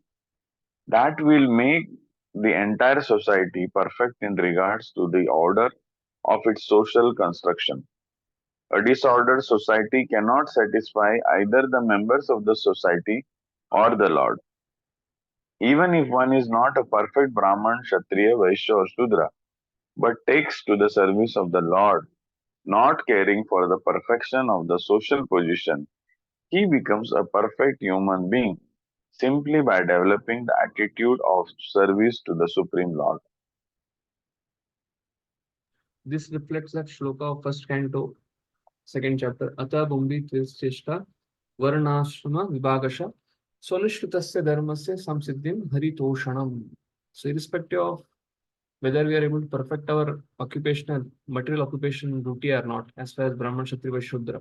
But if we are able to please the Lord, then we can achieve perfection. That's what was trying to conclude here. Ete varna swadharmena yajanti swagurum harim Shraddhayatma vishuddhartam yajjata savrittivi. So now, highest perfection can be obtained simply by hearing the glories, Lord's glories. That is from 34th. So this highest perfection Prabhupada is concluding in the end. Whether we could perfect our varna and ashrama or not, but if we can simply serve the Lord, then that will be perfection. So that highest perfection is achieved by hearing from Guru. That is the next section. The last section of this chapter is from 34 to 40. That one should hear the glories of the Lord. Yes. Next devotee. Hare Krishna. Translation. All these different social divisions, along with their occupational duties and the living conditions, are born by the Supreme Personality of Godhead. Thus, for unconditional life and self-realization, one has to worship the Supreme Lord under the direction of the Spiritual Master. Yeah. Purport. Since they are born from different parts of the body in the Supreme Lord in his energetic form, all living entities in all parts of the entire universe are supposed to be eternal servitors of the Supreme Body. All the parts of our own body, such as the mouth, hands, thighs, and legs, are meant to render service to the whole. That is their constitutional position. In subhuman life, the living entities are not conscious of this constitutional position, but in the human form of life, they are supposed to know this to the system of the Varanas, the social orders. As above mentioned, the Brahmana is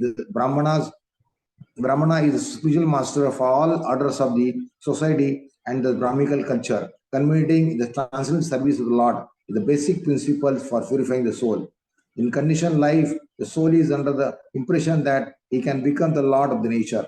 The last point of this misconception is to think oneself supreme. The foolish conditioned soul does not take into account that the supreme cannot be conditioned by Maya, by illusion. The supreme were to become conditioned by illusion, where would be the supremacy? His supremacy. In that case, Maya or illusion would be the supreme. Therefore, because the living entities are conditions, they cannot be supreme. The actual positions of the conditioned soul is explained in this verse. All the conditioned souls are impure due to the contact with the material energy in the three modes of nature. Therefore, it is necessary that they purify themselves under the guidance of the bona fide Spiritual Master, who, as we have discussed above, must be not only Brahmana by coalition, but also Vaishnava. The only self-purifying process mentioned herein is to worship the Lord by the recognized method under the guidance of the bona fide Spiritual Master. That is the natural way of purification, and no other method is recommended as bona fide. The other methods of purification may be helpful to come to the stage of life, but ultimately one has to come to this last point before he attains actual perfection. The Bhagavad Gita 7.19 confirms the truth as follows. Bhavanam janana mante jnanavan mam prapadate vasude sarvamiti samahatma sudralvaha. After many births and deaths, he who is in actually knowledge surrenders unto me, knowing me to be the cause of all causes and all that is. Such great soul is very rare. Yes. Basically, irrespective of all the Varna and Ashrama, they should accept a spiritual master and then worship Lord. Basically, they will only worship when they will start hearing from the spiritual master. So that is called Daivi Varanashram.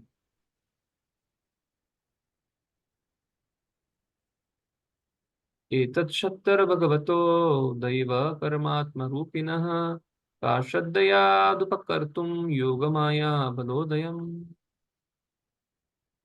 Hare Krishna. Translation. O Vidura, who can estimate or measure the transcendental time work, and potency of the gigantic form manifested by the internal potency of Supreme Personality of Godhead. Purport. The froggish philosophers may go on with their mental speculations on the subject matters of Virat, the gigantic form exhibited by the Yog Maya, internal potency of Supreme Personality of Godhead. But factually, no one can measure such a vast exhibition. In the Bhagavad Gita 11.6, Arjuna is recognized devotee by the Lord says, Aneka Bahudura Vakrita Netrena Pashanti Tam Sarvato Nanta Rupam Ananta Rupam Anantam na Madhyam na Punastad Vidhim Pashanti Vishweshwara Vishwarupa. O my Lord, O gigantic Vishwarupa form, O Master of the universe, I see innumerable arms, bellies, mouths, and eyes in all directions, and they are all unlimited. I cannot find the end of the manifestation, nor do I see the middle nor the beginning. The Bhagavad Gita was specifically spoken to Arjuna, and the Vishwarupa was exhibited before him at his request. He was awarded the specific eyes to see the Vishwarupa. Yet, although he was able to see the Lord's innumerable arms and mouths, he was unable to see him completely, since Arjuna was unable to estimate the length and the breadth of the potency of the Lord. Who else be able to do so? One may only indulge in miscalculation like the frog philosopher. The frog philosopher wanted to estimate the length and breadth of the Pacific Ocean according to his experience of his 3-foot wide whale. And thus he began to puff himself up to become a big as the Pacific Ocean. But at last he burst and died by this process. This story is applicable to the mental speculators, mental philosophers who, under the illusion of the Lord's external energy, indulge in the estimating the length and breadth of the Supreme Lord. The best path is to become the cool-headed, submissive devotee of the Lord. Try to hear about the Lord from the bona fide spiritual master, and thus serve the Lord in transcendental loving service as suggested in the previous verse. Yes. So Maitreya is describing to Vidura who can fathom the glory of the universal form, the Lord's length and breadth, that Etat Shattu. Who can estimate or measure the transcendental time, work, and potential of the gigantic form? So in the next verse, Maitreya feels unqualified to describe the Lord. Therefore, this is the link. 35 string. How can anybody like me glorify the Lord? Lord is gigantic, is Ananta. So Prabhupada is quoting Arjuna seeing the Virat Rupa. So in the next shloka, Maitreya Muni himself expresses that no, it's not possible for me to describe what is my position. Tatapi kirtayam yanga yatamati yata shutum kirtim hare swasatkartum giram anya vidasatim. Yes, next devotee. Translation. In spite of my inability, whatever I have been able to hear from the spiritual master and whatever I could assimilate, I am now describing in glorification of the Lord by pure speech. For otherwise, my power of speaking would remain unchaste. Yes, Mother, read the purport. Purport by Srila Prabhupada. Srila Prabhupada ki jai. The purification of the conditioned soul necessitates purification of his consciousness. By the presence of consciousness, the presence of the transcendental soul is verified. And as soon as the consciousness leaves the body, the material body is not active. Consciousness is perceived, therefore, by activities. The theory put forward by empiric philosophers that consciousness can remain in an inactive state is the proof of their poor fund of knowledge. One should not become unchaste by stopping the activities of pure consciousness. If the activities of pure consciousness are stopped, certainly the conscious living force will be otherwise engaged, because unless engaged, the consciousness has no standing. Consciousness cannot be silent even for a moment. When the body does not act, the consciousness acts in the form of dreams. Unconsciousness is artificial. By induced extraneous help, it remains for a limited time period. But when the intoxication of the drug is finished, or when one is awake, the consciousness again acts earnestly. Maitreya's statement is that in order to avoid unchaste conscious activities, he was trying to describe the unlimited glories of the Lord, although he did not have the ability to describe them perfectly. This glorification of the Lord is not a product of research, but the result of hearing submissively from the authority of the spiritual master. It is also not possible to repeat all that one has heard from his spiritual master, but one can narrate as far as possible by one's honest endeavor. It does not matter whether the Lord's glories are fully explained or not.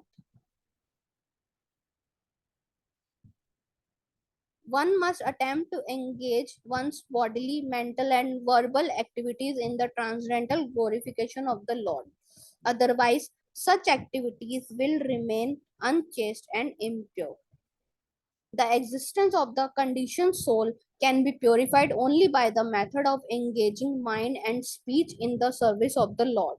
The three Dandi sannyasis of the Vaishnava school accept three rods, representing the vow to engage in the service of the Lord with body, mind, and speech. Whereas Ek Dandi sannyasis takes a vow to become one with the Supreme. Since the Lord is the Absolute, there is no distinction between him and his glories. The glories of the Lord, as chanted by the Vaishnava sannyasi, are as substantial as the Lord himself. And thus, while glorifying the Lord, the devotee becomes one with him in transcendental interest. Although he remain eternally a transcendental servitor, this simultaneously one and different position of the devotee makes him eternally purified, and thus his life become a complete success.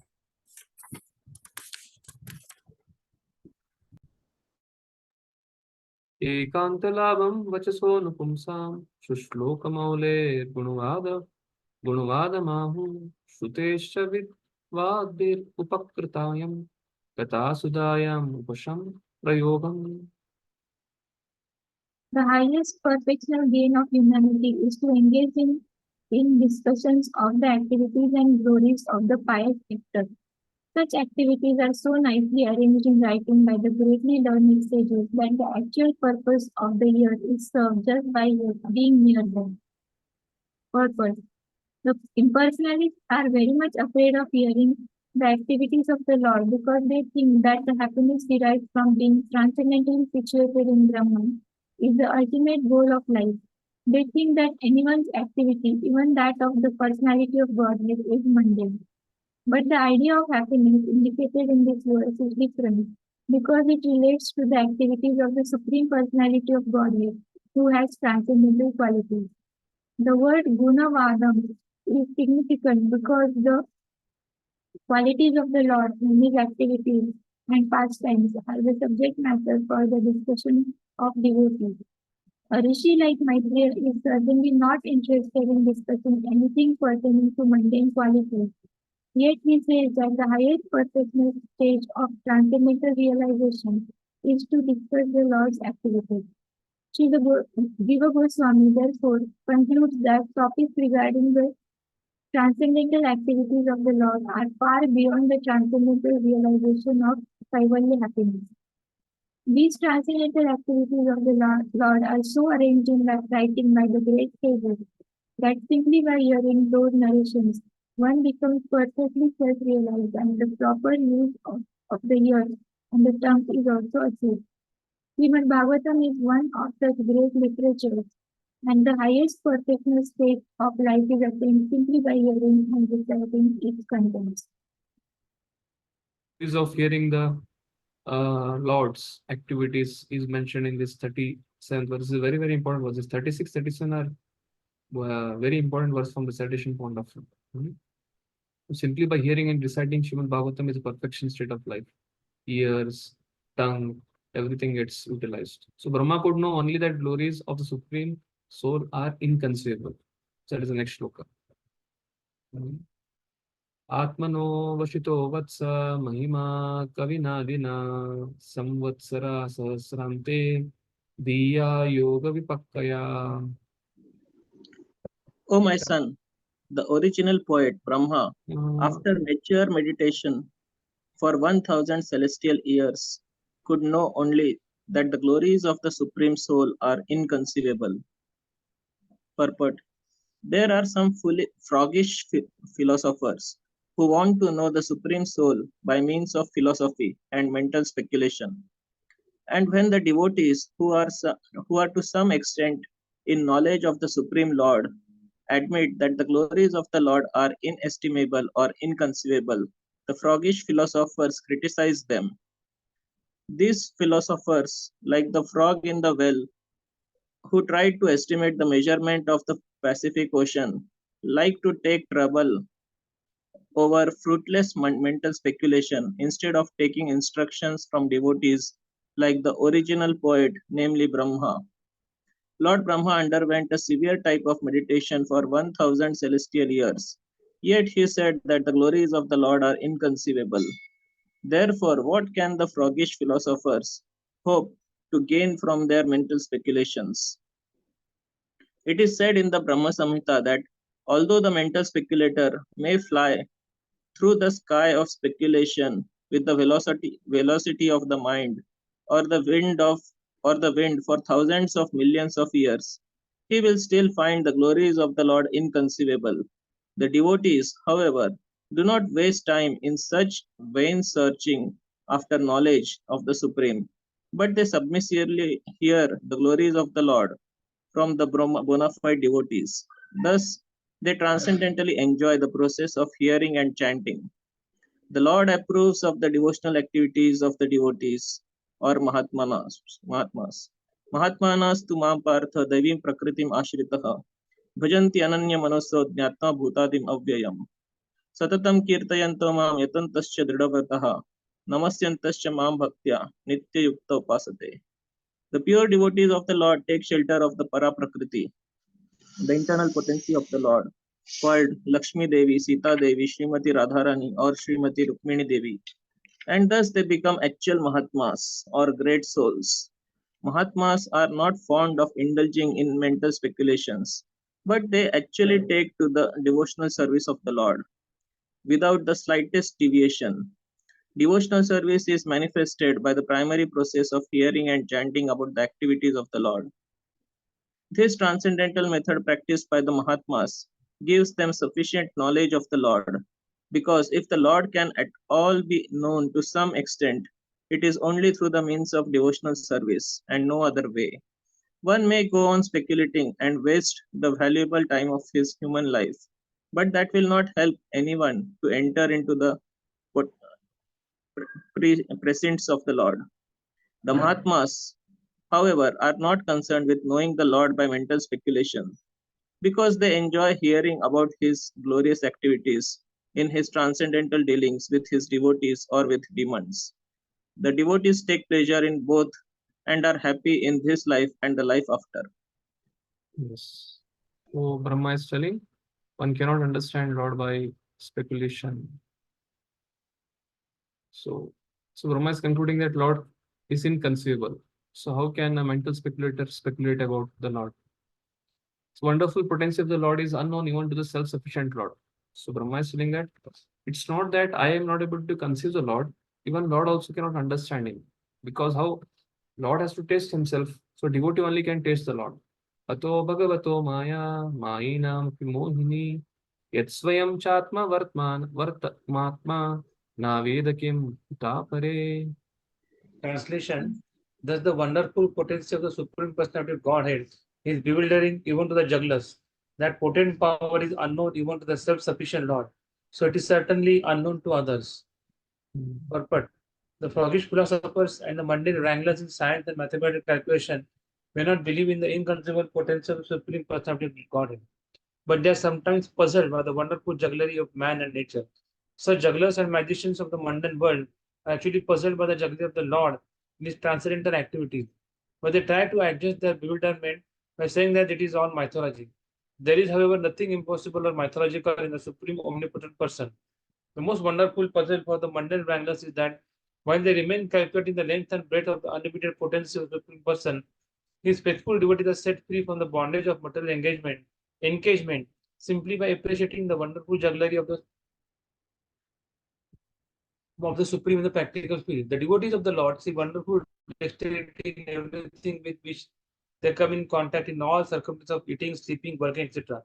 A small banyan fruit contains thousands of small seeds, and each seed holds the potency of another tree, which again holds the potency of many billions of such fruits as causes and effects. So the trees and seeds engage the devotees in the meditation about the activities of the Lord, while the mundane wranglers waste time in rash speculation and mental concoction, which are fruitless in both this life and the next. In spite of their pride in speculation, they can never appreciate the simple, potent activities of the banyan tree. Such speculators are poor souls, destined to remain in matter perpetually.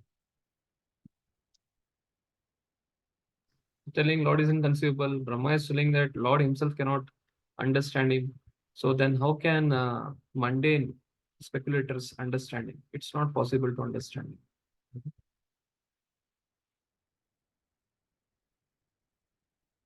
It's the last shloka. Yato prapya anvartanta vachascha manasa saha aham chanya ime devas tasmai bhagavate namaha. Translation: words, mind, and ego, with their respect to controlling demigods, have failed to achieve success in knowing the Supreme Personality of Godhead. Therefore, we simply have to offer our respectful obeisances unto Him as a matter of Sorry. Yes. As a matter of sanity. Purport: the froggish calculator may raise the objection that if the absolute is unknowable even by the controlling deities of speech, mind, and ego, namely the Vedas, Brahma, Rudra, and all the demigods headed by Brihaspati, then why should the devotees be so interested in this unknown in this unknown object? The answer is that the transcendental ecstasy enjoyed by the devotees in delineating the pastimes of the Lord is certainly unknown to non-devotees and mental speculators. Unless one relishes the transcendental joy, naturally one will come back from the speculations and concocted conclusions because he will see them as neither factual nor enjoyable. The devotees can at least know that the absolute truth is the Supreme Personality of Godhead, Vishnu, as the Vedic hymns confirm. Om Tad Vishnu Paramam Padam Sada Paschyanti Shruyaha. The Bhagavad Gita 15.15 also confirms this fact. Vedesha Sarver Ahameva Vedyu. By culture of Vedic knowledge, one must know Lord Krishna and should not falsely speculate on the word aham or I. The only method for understanding the supreme truth is devotional service, as stated in the Bhagavad Gita 18.55. Bhaktyamam abhijanati yavat chasyasmi tatvata. Only by devotional service one can know that the ultimate truth is the personality of Godhead and that Brahman and Paramatma are only his partial features. This is confirmed in this verse by the great sage Maitreya. With devotion, he offers his sincere surrender namaha to the Supreme Personality of Godhead, Bhagavati. One must to follow in the footsteps of great sages and devotees like Maitreya, Vidura, Maharaja Parikshit and Shukadeva Goswami, and engage in the transcendental devotional service of the Lord. If one would know his ultimate feature, which is above Brahman and Paramatma. Thus end the Bhaktivedanta purports of the third canto, 6th chapter of Srimad Bhagavatam entitled Creation of the Universal Form. Yes. So in this verse, 40th verse, Sukadeva Goswami is Maitreya is saying to Vidura that Lord is beyond words, mind, and ego, and only be known by devotee or by bhakti. So this is the transcendental nature of the Lord. So concluded today's chapter, 6th chapter. Tomorrow we will conclude or continue with the next chapter, 7th chapter. And I have not yet given the open book assessment, and I'll give it today now. I was having series of Bhakti Shastri parallel going on, series of Sevas going on. So I'll give it today. You'll get time for solving it. Hare Krishna. Any questions? Ninth OBA is Ninth OBA question has to be given. that is the subject of Srimad Bhagavatam, how they and Chatushloki Bhagavatam. Okay, you are asking about ninth OBA question, Mataji. Yes. It is there in 9th and 10th chapter is connected. Chatushloki and the 10 themes. Both, the unit has 2 chapters, right? 9th and 10th. So that OBA covers both the chapters. 9th and 10th. Okay. Chatushloki, after Chatushloki, immediately there is 10 features of Bhagavatam.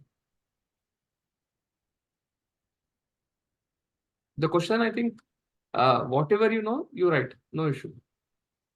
Okay. From Prabhupada purport. Correct.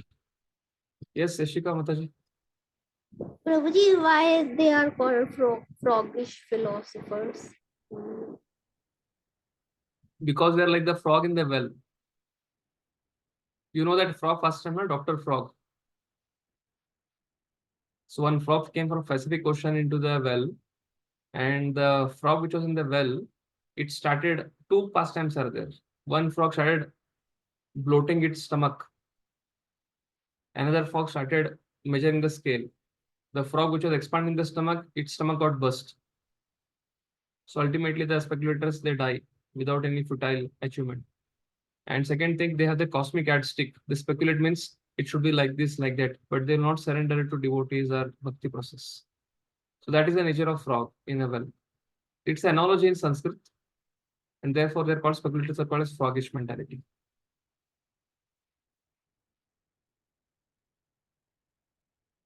Anushmo, you just send me that link of that OBS, the sections. Yes, Prabhuji. Just send so that I will write. It is. I think you already sent me a handbook. Fine. I'll just. In the mail, Prabhuji. Yeah. I'll see it. Hare Krishna. 10. And I've shared handbook of unit 11 today. Okay. There for both 10 and 11 or like. Yes. 10th you send me in mail, na? Prabhuji, I have shared the link only. Link, huh? Okay, fine. I'll try to find out and let you know. I can send you link again. You can mail me, no. Srila Prabhupada ki jai. Upasthit Gaur Bhaktivedanta ki. The shloka test will be there. Prabhuji, guys. When, Prabhuji?